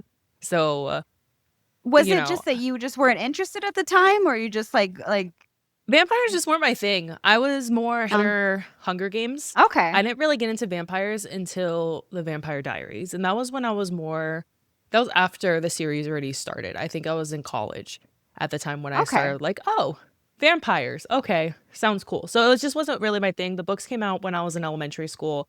And then I think I was in 7th grade when the movies came out. And since I didn't really read the books, I didn't really, I was like, okay, sure, that sounds fine. And I went and saw one movie in theater, and it wasn't even the first one. It was either New Moon or Eclipse, and it was because it was like a double date type thing situation. So I was just there. So I'm actually like listening to people like speak about this in a nostalgic way. I'm like, oh, I didn't get that experience. And I love that for you guys. So, and that how that was like so impactful. But you're getting it youth. now. Yeah, you're getting it now. I always and I always wonder if I would even like the movies if I never read the books. You know what I mean? Like, I feel like I wonder if I would like the movies in a general sense, because I have a lot of people in my life that have never read the books but have watched the movies. And I always am like, do you think that it's like super cheesy, or is it like it's like so bad it's good, or like I don't know, like I have like a weird like connection to it because I read them and I watched them when I was really, really young. But right. Right. I mean, so I watched the movies fully when I was like, I just had my daughter. So I was in like that weird stage of there's nothing to really do and you're kind of a blob right now. So let's kind of, just watch movies. And I'm now rewatching them because we're doing this and reading them for the first time. And I will say the movies do not do the book justice. Like, I actually enjoy Bella. Like, she's sarcastic and like her humor is like, it's awesome. Dry humor, but she has such a personality. I'm like, okay, where is this? And she's like caring to Charlie. And I was so mad that when we watched Twilight, like Danny was listening to me the time. I'm like, that's not in the book. That's not how the book says it. That's not the entire time. And, she doesn't cook for Charlie at all. I'm like, what? She was so endearing for that. So there are a lot of things that the movies just. Yeah, she has a job in Twilight, the books. Yeah. Yeah, she has like a lot of things that she does. Just didn't cross over. They just didn't include it's funny them. that and you I get say that they that. don't have time, but it's like, man, some of that's part of her character development. It's important. Yes. It shows who she is as a person. And I feel like all they did was showcase her awkwardness. Like, that was it. That was her whole personality in the movies, was that she showcased her awkwardness, and that was and I'm like, which she was awkward. Like, awkward. She couldn't walk for anything. But yeah, but she has like a personality. And it's funny because my husband's read the books. Like, he read the books and like went to see the movie stuff. He has 2 sisters. So and so he said the same thing when he watched them. He was like, they didn't really showcase like her as a person. Like, Bella was awesome in the books. She kind of like just not that endearing in the movie. Like, she's just not really like, she's just kind of there. And I was like, yeah. That's like, unfortunately. Yeah. Well, and even her relationship with Jacob and I don't think that in the movies it's emphasized sort of, but I feel like it's more glazed over than anything else. For sure. And it's very much more highlighted that the true friendship and bond they have there between the two of them beyond what the movies show. But you're always going to feel that way. I felt that way about Harry Potter. I felt that way. Oh my God, Divergent. I'm still upset about that. I've never read, but I've heard many things. Divergent was such a good series, like a great book series. It's still one of my favorite YA. That experience, I loved Divergent. I loved all of it. And I was so excited for the movies to come out. And I just, I thought Hunger Games, like in that genre, because that was like at a time where like we're just dystopian everything, because there was Hunger Games, Divergent, Maze Runner. There was like a whole bunch of dystopian movies coming out. They went from vampires. Books. They did vampires like Ready for Player everything, world is ending. and then they were like, the world's ending. Now we're gonna do all the world's ending, and then it was like, all right. So I'm anticipating whenever ACOTAR comes out, it's gonna be like all the Bad Boys, things, just like back to back to back to back. That's exactly gonna be it. Yeah. Unfortunately, well, we'll see. We'll see how this all goes. I mean, I'm here for it. Whatever. So with Twilight, do you have any dislikes about the series? It's funny because I feel like it's been so long that since I've read them. I will say, obviously there's problematic things that I never thought of as an adolescent. Like I never considered them as being like, I was like, whatever, it's a fantasy book. But then I think about like the whole like freaking Jacob, being, what is it? Him, I want to say sire. It's not siring. It's him Imprinting? being imprinting. It's him imprinting on Reneesme. I was like, Yeah. as an adult, I'm like, Weird. that's a little groomy. I don't know. I don't really know how I feel about that as an adult. But as somebody made like a comment where they were like, because I like I said, I watched a lot of like, what is it, reaction videos, and I'll watch a lot of like Twilight reaction videos. And there Ooh. was one that somebody said something where they were like, because at one point when Jacob says that he, there was a reason that everything happened was because, Reneesme was the reason why he was attracted to her and the reason why he was around her, whatever. And he was like, this little girl was like semen like 2 days ago. She was like only like she was born in like a month. You're gonna tell me that you were like crushing on her for months and months and months because of this like non-born baby that popped out like literally within a month's time? And I was like, yeah, that's a little that's a little interesting. And Yeah. then, yeah, it's things like that, like things that I just as a child I don't think I would have We thought didn't. much Mm-mm. about it because We again, didn't. it was I didn't when it came out. no. I wasn't thinking like that. But I wasn't a mom. I wasn't married. I also like didn't have a lot of. I was the kind of the kid. I wasn't. I wasn't thinking in an adult, fully functioning adult brain by then. But even by the time all the movies came out, I had already read the book, so I already knew the story. And I agree with you. But then there's like people that are on the camp of like, well, he was attracted to Bella because this is gonna go deep and kind of creepy. Renesmee's egg was there the whole time because like your I body only guess. has so many eggs from birth or whatever, and so like his subconscious whatever knew about this. And then there's a camp that says like, well, if the Cullens had never, been around and they wouldn't have become wolves, and like Bella and Jacob would have ended up together. Like they would have been married and he would have never shifted and like none of that magic would have existed. But I was like, I don't buy that piece for me because she's a shield. So that doesn't make sense. Like he was always supposed to find her. Edward was. It's kind of like the whole like it's kind of like I'm gonna keep bringing this back up because the connections are just crazy to me. But I do. It's like the Tamlin and Feyre thing. It's like you're gonna say that like just because like oh well if Rhysand was never around, then she would have just ended up with Tamlin. I'm like, she was still Rhysand's mate. Like, it wouldn't have changed that. You know what I mean? Like, it's the same thing with Edward, where it's like, yeah, maybe if she wasn't around, maybe she would have ended up with Jacob, but there would have always been like a hole there where it's like something that he couldn't fill because Edward was always her person. Like, at the end of the day, it's funny because when the whole Jacob versus Edward thing was going on, my best friend at the time was like, she was so like, Team Jacob. But I remember thinking even as like a young kid, I was like, there's really no Team Edward or Team Jacob. Like there was never a time frame that she really was like, I want to be with Jacob. It was like, hey, Edward's not here. I guess you're here. So we'll hang out. I like you as a friend. But it was never like I want to be with I want to be with Jacob. And even if Edward was here, I'm kind of like, confused. It was like, no, I'm around you because the person that I want to be with is not around. And I'm like, oh yeah. And I wonder if the team Jacob, Team Edward thing was more for the fandom than it was for the actual story. I feel like people just wanted to make it something fun to like have a decision on. Not that I don't think anyone ever thought that she was going to actually pick, because that was the thing too, is like a lot of people were like, who hadn't read the books or watched the movies or some, didn't know what she was going to end up picking. Really going way back to early Twilight. It was like they didn't know like what the outcome was going to be. But I really don't think that was even, for me, it was never a debate. She always going to pick Edward. Like that was clear from book one. Like I mean, there was nobody else. I think that some people like to be contrary. You know what I mean? It's like the same thing as like when you stand in certain. If you're part of any fandoms, if anybody out there is part of any fandoms, you already know that there's going to be, even if you have two people that have been together or like they're supposed to be together, there's going to be like a handful of people that are going to be like, no, well, actually, this person should be with this person, and I have a theory because blah blah blah blah blah. And I'm like, oh yeah. okay, yeah, I guess. But at People the think end that of about the day, Fourth Wing with Xaden and blasphemy. Violet. They think that I know.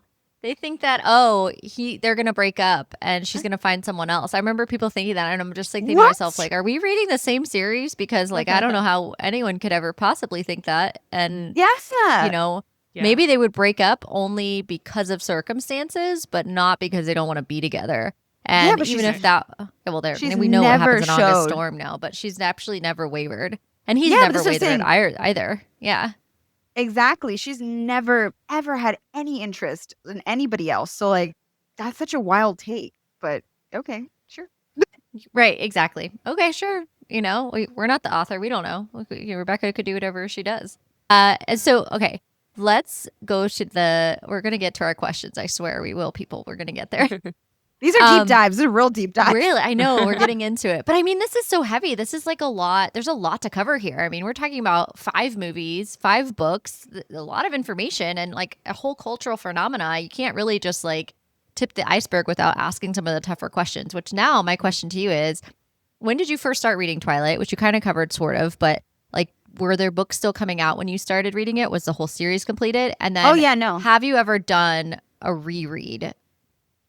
I don't think I've ever done a reread. I think that maybe in the first, maybe I did, maybe when I was like younger. I think it's funny because Twilight, I feel like a lot of people have gone through this, where Twilight was like that big intro book where I was obsessed, stopped reading for like years and years, got into ACOTAR, and then frigging now I'm here. But Twilight, I think That was I me. started, yeah, see, there we go. And then you like indoctrinated Michelle, and now look at that. Yes. Here we are. No, I think I started reading Twilight, if I'm not mistaken, when I was in 9th grade. So I think that was 2000, 2005? 2005, Okay. maybe? So that's when they first So came out. Yeah, I don't, the books were coming out. I know that not all of them are out. Maybe the first 2 were out. I don't know, something like that, 2 or 3. But I know that I know that the last book wasn't out. And I know that there was like a big thing where, you people would come to school with their book in their hand. I remember seeing the book. 2000 for Breaking Dawn. Oh, see, look at that. Yeah, so I remember going to school. I remember seeing a friend of mine with the books, with the first book in her hand. And I remember after that hearing about it, and I was like, okay. And then I ended up reading it and getting like my best friend into it, and then getting my sister into it, and like getting like all the people around me pretty much to be like, you have to read this book. And so they ended up freaking all reading it, and there we are. But I remember when the movies got announced, it's so funny thinking about it now, because of the fact that now we have social media and we do like fan casts, but we're all connected through like Instagram and Book Talk and all these different things where we do these fan casts and we talk about it with each other. I remember watching fan casts on YouTube of like Henry Cavill and like the kid from Sky High. I don't know if you guys ever watched that. It was like a Disney, is that the long-haired kid, the fire? Oh yeah, the fire dude. guy. Yeah. Yeah, him. I remember seeing him. He was like, they were fan casting him as Jacob, and they were fan casting Henry Cavill as and they were fan casting Henry Cavill as Edward, and there was like fan casts of, I forgot who they were putting as Bella. But I remember those things in particular just because there was a specific like video that I remember watching over and over again. I was like, this has to happen. This has got to be it. And like, I just think about that now and I'm like, oh my God, we do fan casts now. But that was like back in the JJ. So the OG fan cast, yeah. The YouTube before YouTube was a big thing. Mm-hmm. That YouTube was wild. Yeah, yes. it was a bit it was the Wild West over there.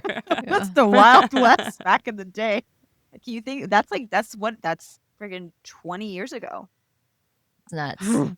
That's insane. Nuts, actually, to think about. I was when I had a top 8 on MySpace and all that good stuff. Nice, I could build a web page. And then when you're mad at someone, you kick them out. Oh, you're out. Yep. No. Then if you were in your top 3, that was your core. That was your core circle.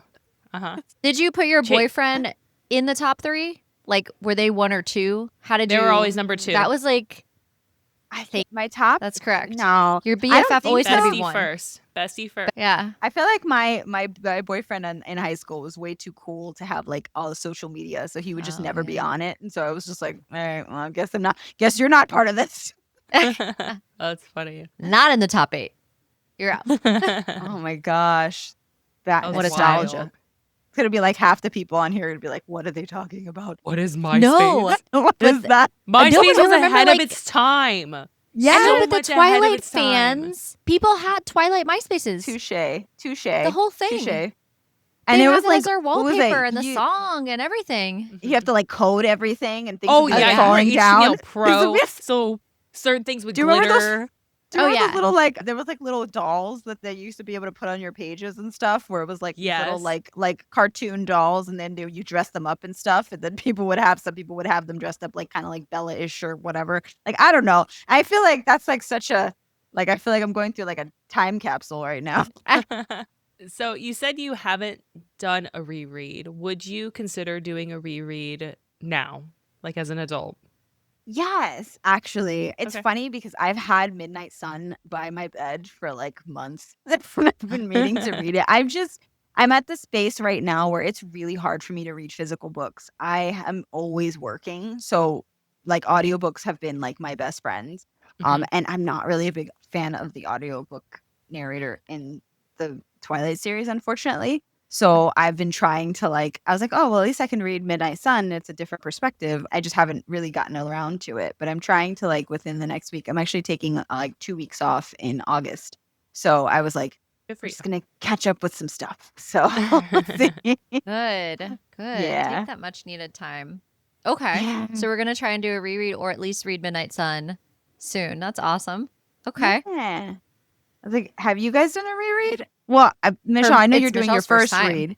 Yeah, Yeah. but Danny, have you done a reread or have you? So I think kind of the same boat. I remember the books being out for a little bit, but I have to say, I've told this story before. I don't know if I've told it on the show before, but I've told Michelle before that I was a big Harry Potter person and Hunger Games too. I love Hunger Games, but truly a huge Harry Potter fan. And in 11th grade for me is when book 6 came out, and I had waited for the pre-order, right? And so I was very, very into Harry Potter, and I remember vividly, spoilers by the way, a friend of mine, Daniel, who I consider a close friend, and if you're listening, Daniel, yes, I still remember this, and I am still bitter. He walked up to me one time we were breaking in between bells in high school, right? We're walking, and he walks up to me and he's like, I don't know what this means, and he's laughing, and he goes, but just so you know, because I was carrying around, this is back in the day, I was carrying around my monster book 6, I was carrying around the 6th book with me, throughout my class periods. Yeah.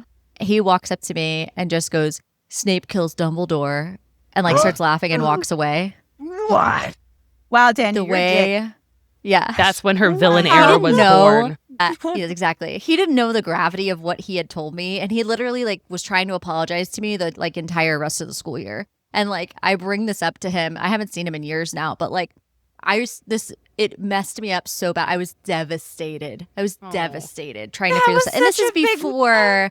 Oh my God, it was the worst spoiler ever. Oh my God, it was so bad. Anyway. So getting back to the real question of rereads, right? So I wasn't really a diehard Twilight fan until later, where a good friend of mine, Eclipse had come out by this time. So this was before Breaking Dawn. So the first 3 were out, and I had them on my TBR for a while, but I was reading other stuff. I was busy with school, whatever. Hadn't got to it.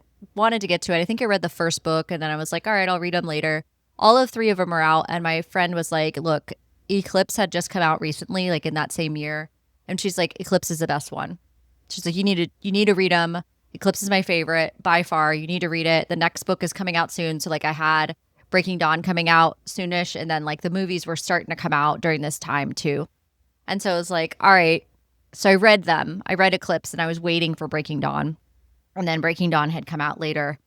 Read that one too. Was immediately hooked. Couldn't wait to see. I remember I really remember vividly waiting to see what Bella's dress was going to be for the movie. It was a huge hype, a moment where we were waiting and waiting and waiting to find out who was going to make the dress, what was Alice going to wear, this whole thing, what is it going to look like? I remember being on the cover of People magazine, her dress and with Edward, it was huge. Like they were on the cover of People magazine for the dress. Like this was literally like cataclysm. Like there is no, I really can't think of another fandom other than Game of Thrones on the level of like recent fandoms that have like taken over to this extent other than Twilight. Like it just was everywhere. It was inescapable. Like right. It was that everywhere. Christina Perry song was in like everyone's wedding for like 5 years after that. That's what everyone walked down the aisle to. Yep. It was a time to be alive. Truly. Oh man. Yeah, no, I definitely remember. I remember getting this book that my sister bought me that was like a guide to like the first movie, where it was like they would have like instructional books where it basically was going over like all the background set stuff and like how they did the casting and like all this stuff. And I remember keeping that, and like I remember just like you said, it was everywhere. It was everywhere. It was like these huge freaking events that people were having. And again, this was like before people were doing things for socials. So it was like just people were just doing them because they liked them. It wasn't because it was anything that they were like they were recording or they were doing it for, you know, for media or anything. It was just like them just doing it for the sake of having time with each other because they loved the story so much, which is crazy. I do remember because you asked me before something that I didn't like. I do remember me being so pissed off that Alice was not short. That she was supposed to be really tiny. She was supposed to be very tiny and very like pixie-like. And I remember her being tall, and I was just like, they gave her pixie hair. But I do love Ashley she was Green. Supposed to be like. I love her as the role, though. I think Ashley Green like plays a very good Alice. But she did. You're right. She didn't physically meet the book expectation. That's true. Which is fine. And I've always said this, even when they do, you know, adaptations, my headspace is not like you don't need to physically match the characteristics of the characters. As long as you give the feel of the characters and you look generally like what they would look like, fine. But I think originally, you know, I mean, I was a teenager. I was like, this is not right. It needs to be this way and blah, blah, blah. And then like now I'm like, oh no, she did a good job though. I think you become less like, you care about that less later in life. Like I don't care as much now, not because I don't care about the stories, but because I'm like, if you can play the role, like who cares? Like that part is not as relevant. I don't know. I know some people will be like, you know, our age who read Fourth Wing, read Quicksilver, if that casting isn't right for Xaden and Kingfisher, there will be uprisings. So I don't know if it's necessarily a maturity Forgot thing. about that part. Yeah. Oh no, but that's like main male characters. To this day, I'm still pissed off that Robert Pattinson was freaking to Edward. So really, I'm never gonna. Who was your Edward? Edward? Who would you want to? Henry Cavill will always be my Edward. That was like the only person I wanted, and that's funny because that's actually who she wanted. Who? Yeah, we did not Catherine Hardwicke, Stephenie Meyer. Oh, really? Mm-hmm. We did a Twilight when I did the Twilight cookies recently for the Bookish Cafe. They did trivia, and that was one of the questions of who did Stephenie Meyer want to be Edward, and it was Henry Cavill. And so I was like, that was always mine. It was always mine, like forever, because he was way younger. That was like 20 years ago, so like he would have fit the bill. Yeah, he would have. And so it was supposed to be him, and I think her Bella was, I don't know her name. I think it's Emily Browning. She's the girl from Sucker Punch, and she's from the series of Unfortunate Events. I believe her name is Emily Browning or something like that. Okay. I have to go pull it up. Okay. Yeah, but those were like her fan casts of what she envisioned when she was like writing that. And I was like, Robert Pattinson. Robert Pattinson didn't even like his role. He wasn't even happy to be there. I think that's so funny that he hated Twilight. Like he was very vocal about it. And it didn't really, I mean, from what I saw, it almost made it like, I don't know, like kind of like his character, endearing in a way, like, oh, you don't like it, ha ha ha. But, you know, if you're crapping on your role like now, people would get pissed about it. But I don't think, it didn't at least come off to me any negativity in the aspects that he had in the film. Like his personal opinion separated from the film, at least. But I thought that was hilarious. Like, it's ironic that this is one of the things that made him really big, and he just hated every second of it.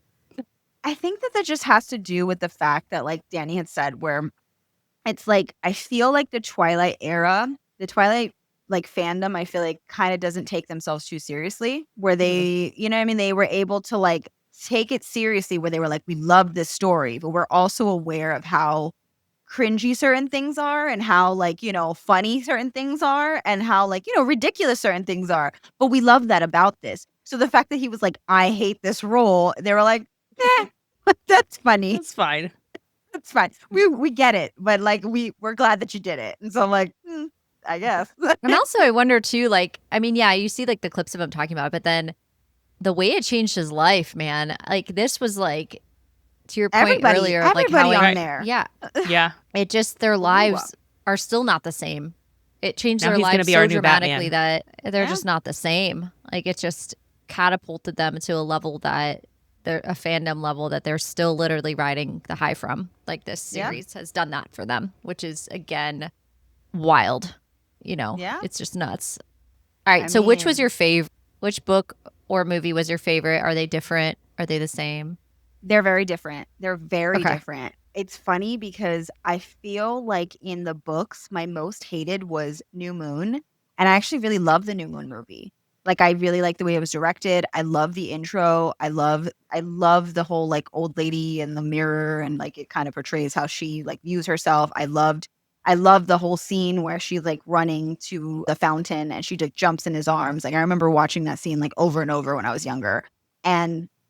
But in the books, like I think because I was such a diehard Edward person, that like having to go like most of the book without him there, I was like, oh my God, can we just get back over here?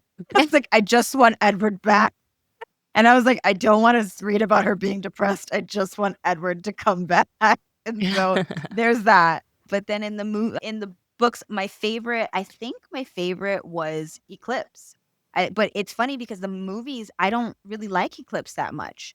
I really, and That's like, fair. I just didn't really feel like it portrayed the right stuff from the books. And it's funny because I feel like most of the movies really did a good job at like portraying things exactly like the books. But I think that they picked and chose. There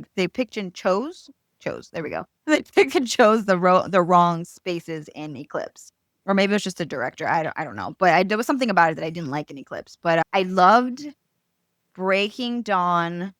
I think I like Breaking Dawn for part 1 and part 2 for the movies. And I really did love New Moon in the movies.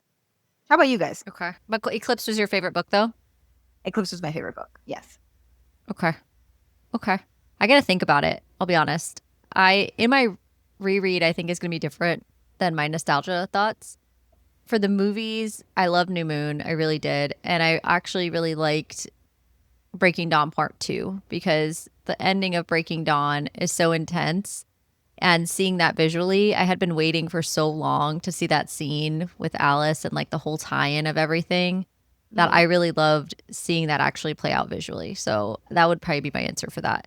Book-wise, I loved Breaking Dawn for the length of it because it was such a, like, she took her time. We got a lot of information out of Breaking Dawn. And as a reader, that being the last book was a very climactic ending to a massive series. And I felt like Stephenie Meyer did her fan base a justice by giving us a very hearty final book. I mean, this is not a small book. This was there was a lot happening with that. But I agree with you. New Moon was a struggle. Because the same thing. I was like, hey, like, is this guy coming back? What are we doing? Team Edward. Get pissed off. Yeah. I was Team Edward. So yes, same. I love Jacob too for different reasons, but it's like, I agree with you. And Eclipse book was like probably my favorite too. So it's a toss up, but I would say overall I probably agree. Yeah, I feel like we're right there, Natalie. We're gonna circle back to you, Michelle, and be like, yeah, I haven't finished the books yet all the way, so I will answer that later on. Very curious to see what you end up saying. I mean, so far, like, I'm enjoying the books more than I thought I was going to. So I honestly, Stephenie Meyer gets crapped on for her writing all the time. And she's just not, she's very direct in her writing. She doesn't write very eloquently. She writes very like matter of fact. Like, this is exactly what is happening. She doesn't give a whole lot of details on like spending 2 pages on like how a person looks, you know, which doesn't mean her writing's bad. This is YA. It shouldn't be that big. So I have enjoyed what I've read so far more than I thought that I was going to, because my perspective has only been from the movies. So yeah. I'm excited. We'll circle back to it and see how you feel. Do you have a favorite movie? Like favorite versus like least favorite? I like Breaking Dawn, both of them, just because the ending. The ending was very, you know, there was a lot with the ending and the wrap up of the series. I honestly really like Twilight, like the first one, the blue tint. It's just I think it's fun. It's really fun. And I know that's when they were low budget and it's kind of like the beginning of the series, but I just think just because it has all of its quirks, there are a lot more quirks in the first one since, you know, low budget. I find that kind of entertaining to watch. So the cheesiness. No, I get that. I get that. We laughed so much. We watched it together and I had forgot. Like I didn't forget, but you know, like she's going through it the first time, like with the book and like comparing the things from the book to the movie, which I have done, you know, a while ago. So it's like sitting with her and like watching it together with someone who's like in the throes of the beginnings of this was like really fun. Cause she was getting so bad. She's like, that's not in the book. This is wrong. Da, da, da. And I was just laughing. Like the whole forest scene. I'm like, that's not how it went. That's not what happened. They were supposed to take his truck up to the, like, it was supposed to be this hike. Yep. I'm like, what is this? It's just like, stop, it's happening. It's happening. And they just walk into like forest. Yep. And he like just starts stalking her. They just literally just like, what? Just left school. They're supposed to take I-10 or something all the way until it stopped. Which I don't even know what that means. That whole but, scene you know. pissed me off. I remember watching it and being like, I get that we have to cut off things, but like this was such a important scene.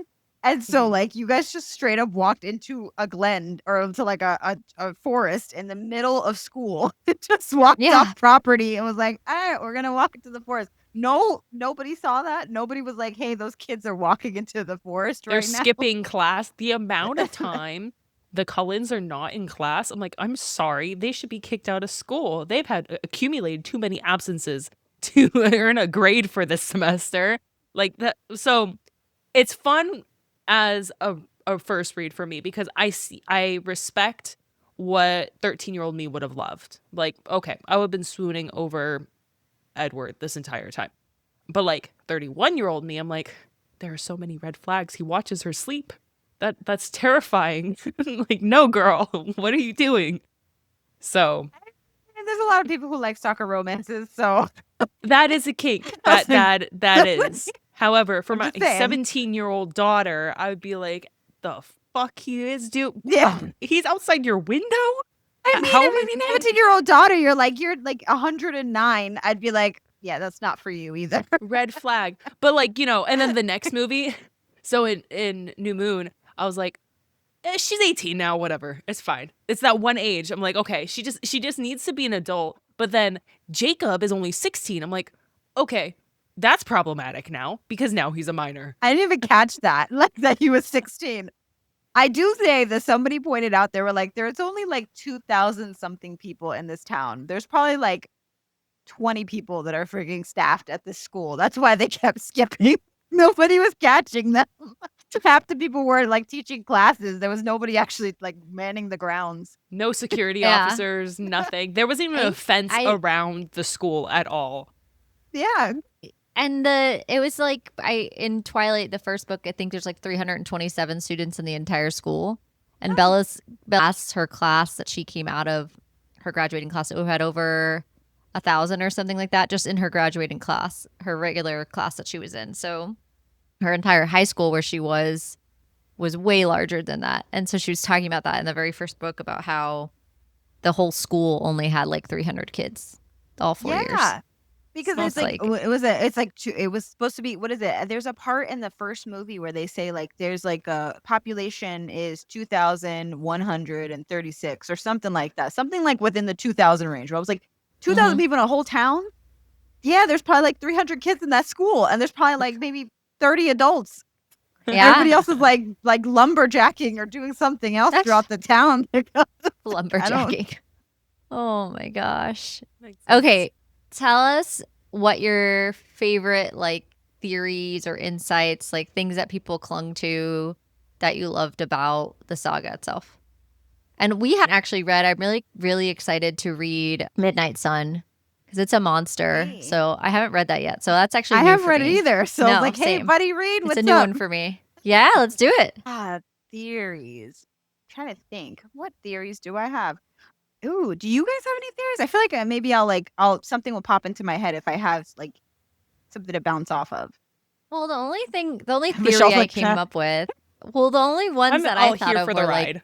like the ending ones where they were talking about how Jacob imprints on Reneesme, and like my big one name we kind of bothers talked me about so already, which was much. that I feel like, sorry. where I feel like That was a mouthful. I feel like the part about them being fated mates, which is not really a theory, but it's more of like that trope didn't really exist back then. And I think that that's like really evident to me now, rereading that, like, that's something very talked about now.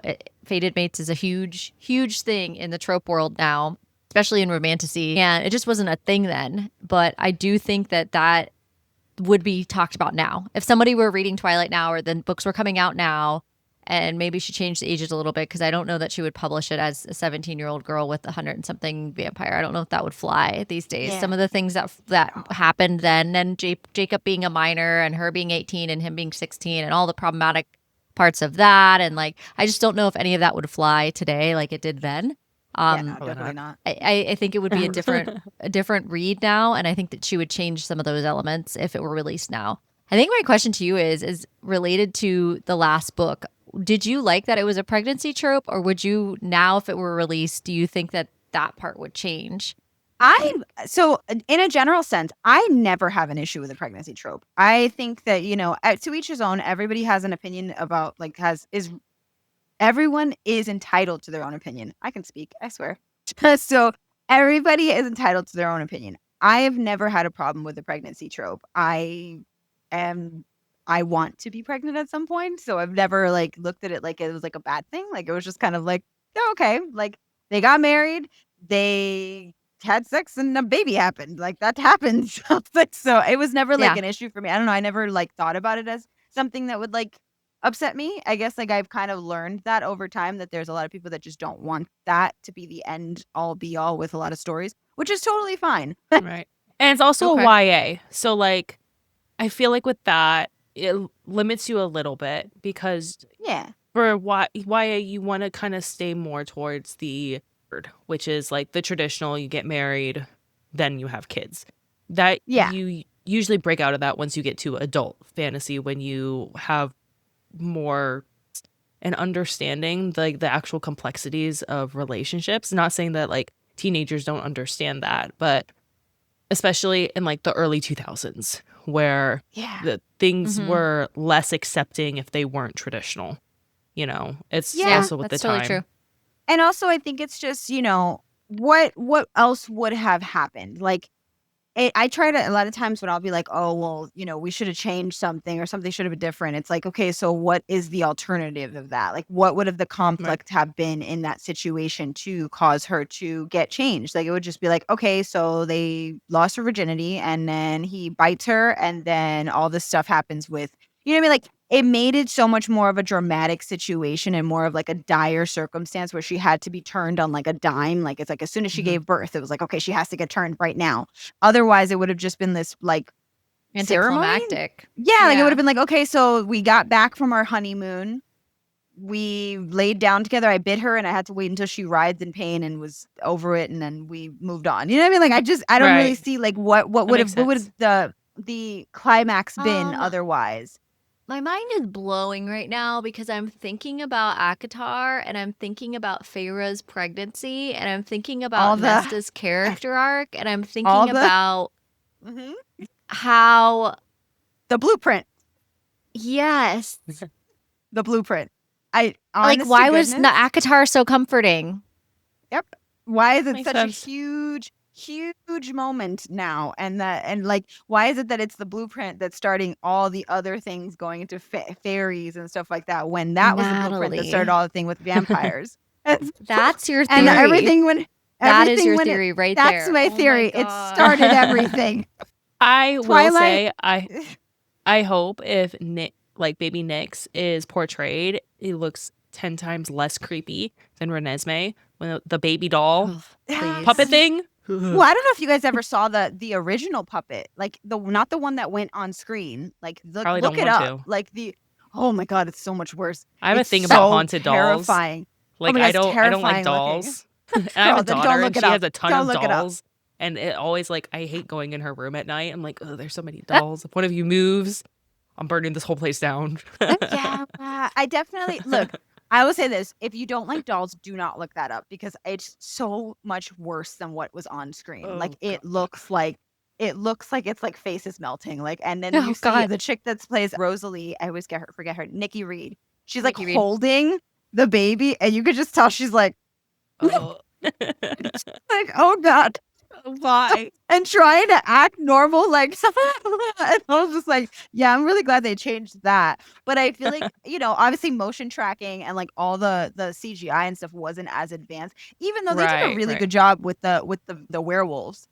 But They they did. did a terrible job with those babies. I don't know what was going on there. And then even when the little girl got bigger, they still CGI'd her face to try to make her look like Yeah. otherworldly. And I was like, just keep her regular face. Like she just looks creepy. Like I'm like, you're just making these kids look scary. But yeah, Which I mean, genuinely- children in horror movies are like, so yeah. Yeah. That tracks a little bit. There's children in a horror movie. Those are the little demon babies that you don't know.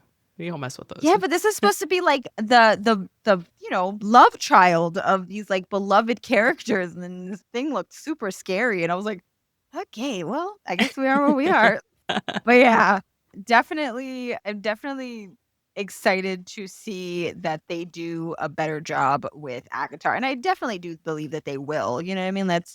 We've come leaps and bounds in the last Right. 20 years with with everything. Like Technology, Game of yeah. Thrones is crazy looking, like with their dragons and with everything. So I'm like, I would Mhm. imagine it would get even better now. So we'll And see. that was still the last Game of Thrones. That came out like what, 6 years ago now? yeah. So I'm saying, that's I like think it'll even be- now, like technology is advanced so much. Yeah, it's like I think it's like, what is it? It says like it doubles or triples every year or something like Mhm. that. So like now, I think that it'll be fine. We'll see. It is interesting to see the parallels between the two now that you pointed out the baby situation and like the whole like, Blows oh, Danny's mind. so they were both baby situations. I do remember that there was one thing that bothered me. This is not going to be like a spoiler like that, but it was basically like, it bothered me that in the movies, I mean, there was really no way of them portraying this. They tried to, but it didn't really come across very well because obviously you don't have like a narrator or anything like showing. But I remember when Bella is giving birth and she is sitting there, she's like dying, and then you see her like gasping and like, and like you don't really like, but then when they cut back to her face, it's What like was she there's like, nothing. So That's how it's gonna be the What? thumbnail. It's just like this.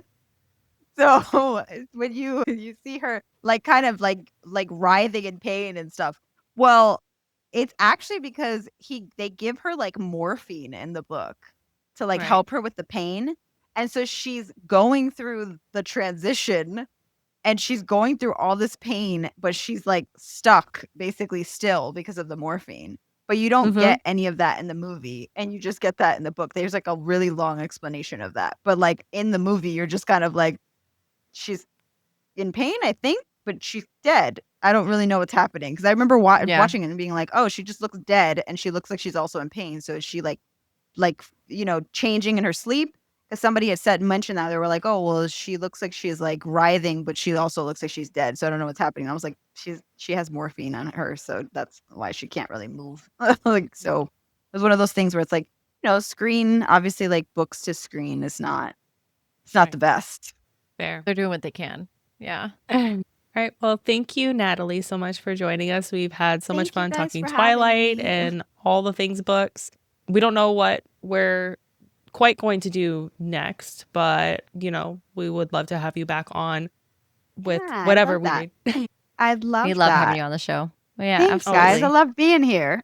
Yeah. I feel like Well, thank I've you. gotten more groove. Oh yeah, Thing. definitely. Yeah. Absolutely. But- We got a roll going now. We've got a whole Yeah. vibe. I love it. We love having you here. Well, thanks for having me, guys. Of course, All always. right. Thank you. Bye, guys. Thank you so much, Natalie, for joining us again. on Book Club After Dark. It's always such a fun time to have you with us.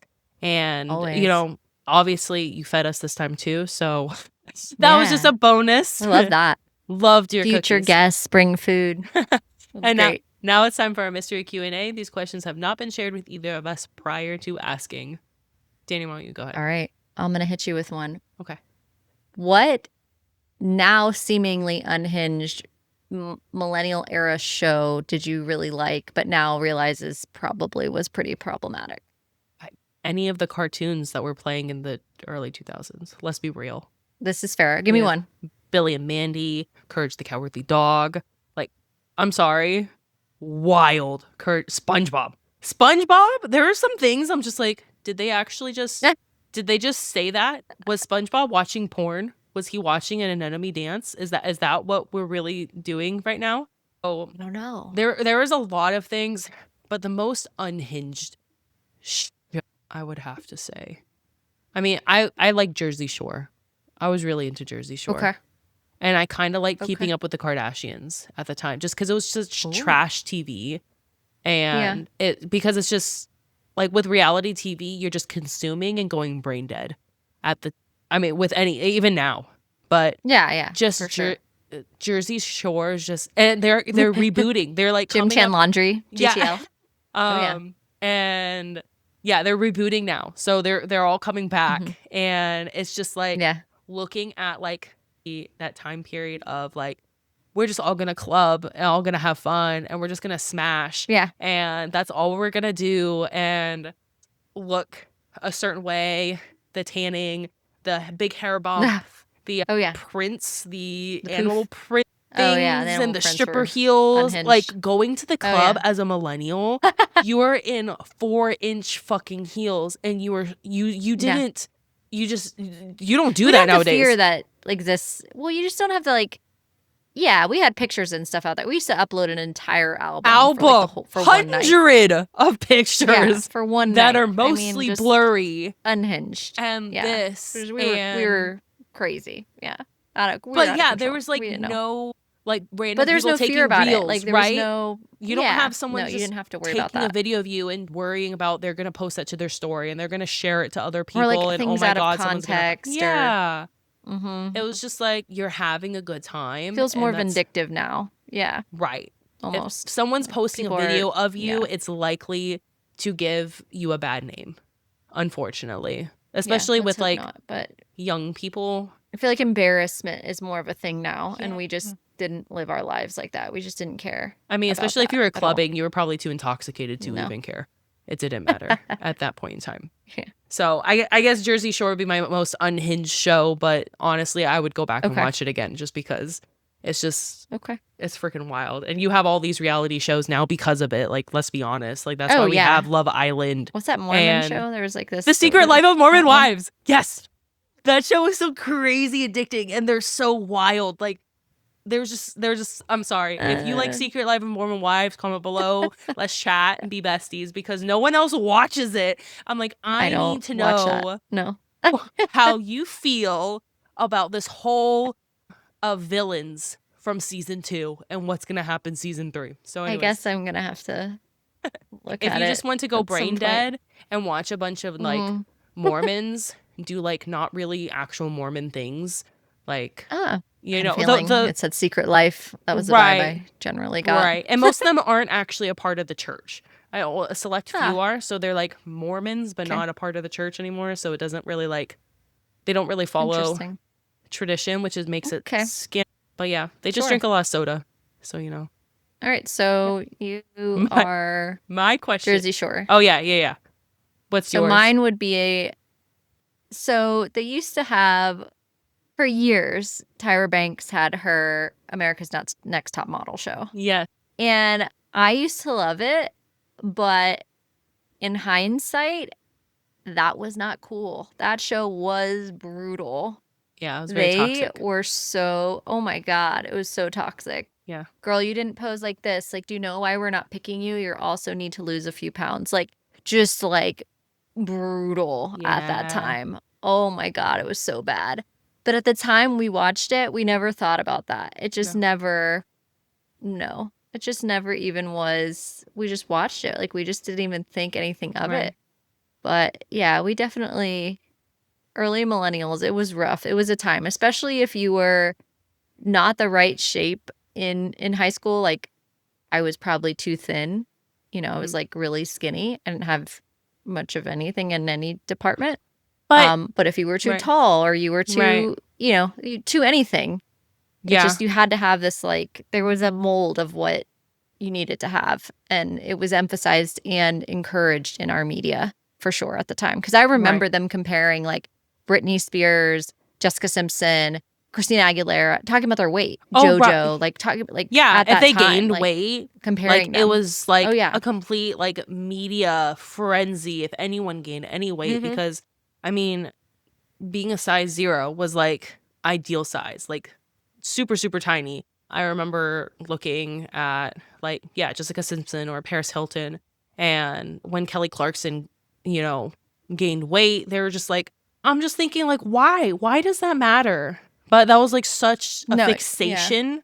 That was a toxic thing at that time. For sure. And I don't think that's necessarily entirely gone away. It's not as emphasized so much. There's a lot more voices that say like, hey, maybe we shouldn't talk about that. Maybe that's not your fucking business. But body shaming was not even a term.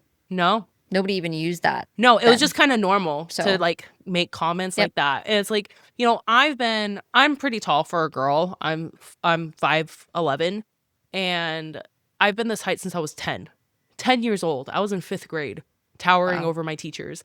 And it's just like, yeah, I was insecure about it, but I didn't need everyone else to point out like, hey, you're tall. It's like, gee, thanks. I didn't realize that. Obviously, that I know that I'm tall. Yeah, thank you. Thank you so much. It's so great buying jeans that don't fit my ankles properly. Thank you. So, yeah, it's okay. It's all right. Okay.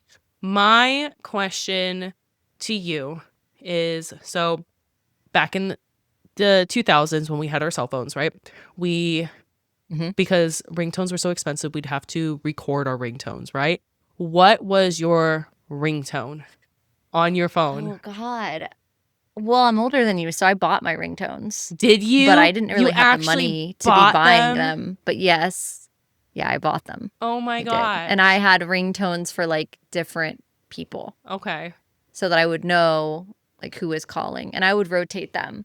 Like I really remember I had a very heavy like kind of gangster rap era where I really loved the Carter 3 when it came out from Lil Wayne. And then like later there was some really great, you had Soulja Boy, right? And then like later you had even like better stuff, but there was some like really big, like LMFAO was a big one. They had tons of ringtones for them. Right. There was all kinds of like Party Rock was like a big one. People loved that song as their ringtone. I know I had Lady Gaga for one of my friends, had one of her songs. But yeah, I definitely bought them and rotated them pretty regularly. Okay. I can't think of, I had Billy Joel at one point. Like I rotated them. I was really big into all different styles. I think Linkin Park at one time. Like I just had kind of the full gambit of different chart toppers at certain times and would kind of rotate them pretty regularly. But I do remember people recording a song as their voicemail a lot. Oh, yeah. And I did do that.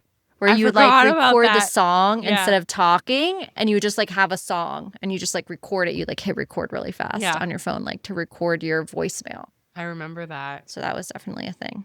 Yeah. And I went through a phase too, especially in college. Like, yeah, but I went through like a phase where I listened to like a lot of bands that like people didn't know about, you know, because that was like a cool thing to listen to a band that wasn't like, that was like trying to come up. And so there was a lot of like Thursday, they were huge. They were pretty big, but they had like smaller bands that would tour with them. And then there was, I really liked Emery. I don't know where they're at now. I don't think they're together anymore, but they were pretty great. Under Oath was really good. I mean, I loved music at that time. Yeah, I saw Lil Wayne in concert, but he was 3 hours late. So that was cool. That actually checks out, to be honest. Yeah, it does. Yeah, but we were pissed. He didn't come on stage until like 1 a.m. Oh, but I'm sorry, sir. Yeah, it's past my bedtime. Quite literally, yeah. And I was really young at that time too, and I was still pissed about it. But Yeah, I loved music, so I would change mine Okay. out a lot to answer your Okay. question. So I Okay, didn't that's fair. have any specific one. Yeah. Yeah. I believe I did the same thing. Like I changed it out depending on what was popular, but I definitely didn't pay for them. Mm-hmm. I remember when I got my first phone, I didn't realize like when you were downloading a ringtone, you were buying them. And then my mom got the bill because I was just like, oh, I like this one. I like Oh, this no. one. I like this one. My mom got the bill. And she's like, what did you do? I'm like, oh my God, can I return them? I don't them. No, you can't. Yeah, I You know. definitely That's not cannot. a Yeah. thing. So I remember my Mm-mm. very first ringtone was Panic at the Disco. Ooh, good one. Yeah, was Panic at the Disco the I Write Sins Not Tragedies. Like that's the big one that everyone Yeah. knows.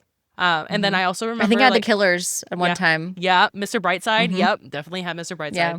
And then I remember recording Lollipop. And I'm like, the way that I had no business singing the song when I was in middle school. No business whatsoever. T-Pain, Yeah. buy you a drink. I'm sorry, buy you a juice. Like, what Ooh, was I doing? Like, Definitely love T-Pain. I Oh love my God. T-Pain. Florida represent. Yeah. He was from Tallahassee. Hey-o. Yeah. So yeah, I also like I had pretty widespread tastes as, you know, I'd listen to punk, I'd listen to rap. I didn't have like Yeah. you know, I'd listen to like classic rock and all those sorts of things. Mhm. So yeah, it You live in a relatively boring, quiet area. Your music varies usually because Right. you're like, I want to try all different things because there's not nothing- a whole lot else to do. No, yeah, there wasn't a whole lot to do on that side of Florida, honestly. So yeah, I just remember it was when the radio would come on, if you didn't have the CD or if you didn't have it downloaded on iTunes or, you know, you downloaded off of LimeWire and got a virus on your computer, you'd have to wait on the radio Yeah. and put it up to To your phone. Yeah. To like the speaker. And it yeah, to sounds record it, terrible because that's not Oh, how horrible. it's supposed to be, but it's better than Yeah. nothing. And now it's crazy because like I feel like rarely anyone has like personalized ringtones. Like Nobody does you it. have like the No, default nobody has iPhone ringtones anymore. Well, I mean, most people. My I phone don't even has put been my on sound silent. on. Yeah, my phone has been on silent Yeah. since I don't know, pre-COVID. Yeah. Like I don't. Yeah. Turn, if My it's, phone is on silent. No, It doesn't yeah. ring. and if it's No. on, it's on vibrate. So Same. yeah, Yeah. that's the only reason. Is it buzzing on my butt? I don't know. So Which is also problematic, knock on wood, because if you lose it, you can't hear that thing to Yeah. save your life. Well, then You're you like, have it's never to be found again. you have to find my You have to iPhone. ping it. Yeah. Right, So right, it doesn't yeah. even like so that's like how it will ping. But I'm like, that's why I'm so bad at responding to text because I don't turn my notifications on. And like I like mess with my like do not disturb stuff. So like randomly my focus will come on and no text will come through. I'm like, why is it doing this? And I guess I didn't want to deal with people one day and set it on a focus. And I was like, oh, now it's on like a timer that it does it at certain points during the day. We I'm like, went okay, from cool. like the generation that wanted every single type of noise available to your phone to like the generation that's now like, please do not call We're me. We're not taking phone overstimulated. calls. We don't. Yeah. I don't pick up the phone if your number's not saved. We leave don't me want a it to message. ring. If you knock on my door, Yeah. you best believe I'm hiding behind the wall, waiting for you to Yeah, leave. like, what happened? Because why are We you went here? from like loud. We went from all the ringtones to everything. Like we want all the things to now like, please leave me alone. Silence. preserve our peace. Let Like, me no. make my bread and tend to my Yeah. garden. Our sourdough in peace. Yeah. All right. Before we wrap up, let's talk about what's coming up next on Book Club After Dark. So next week, I'm excited because we're going to be diving into Midnight Sun. And the way that this book is twice the size of Twilight, it's crazy bananas. But this is going to be Edward's perspective, Midnight Sun, of Twilight. This one came out in 2020, so way after all the other books. And after, I'm like, a very decade, excited to see, what happens with Midnight Sun by Stephenie Meyer. It's going to be the final book in our summer Twilight series coverage. So hit that subscribe button to hear more of our exciting book talk. We're looking forward to dissecting this novel with you because there is no film, so it's only going to be the novel. And yeah. And don't forget, we want to hear from you. If you have thoughts on Breaking Dawn or suggestions for future reads, drop a comment below or message us on one of our social media platforms at Book Club After Dark Pod. Show us your fan art, theories, or anything bookish you'd like to share. You can also visit our website, bookclubafterdark.co, where you can get, if you're watching online, I got a new hat here. You can order this on there if you'd like. It's pretty cute. And you can stay up to date on our cozy content and check out the rest of our merch that we have on there. That's all for tonight. Sleep tight, night owls. Until next time, happy reading.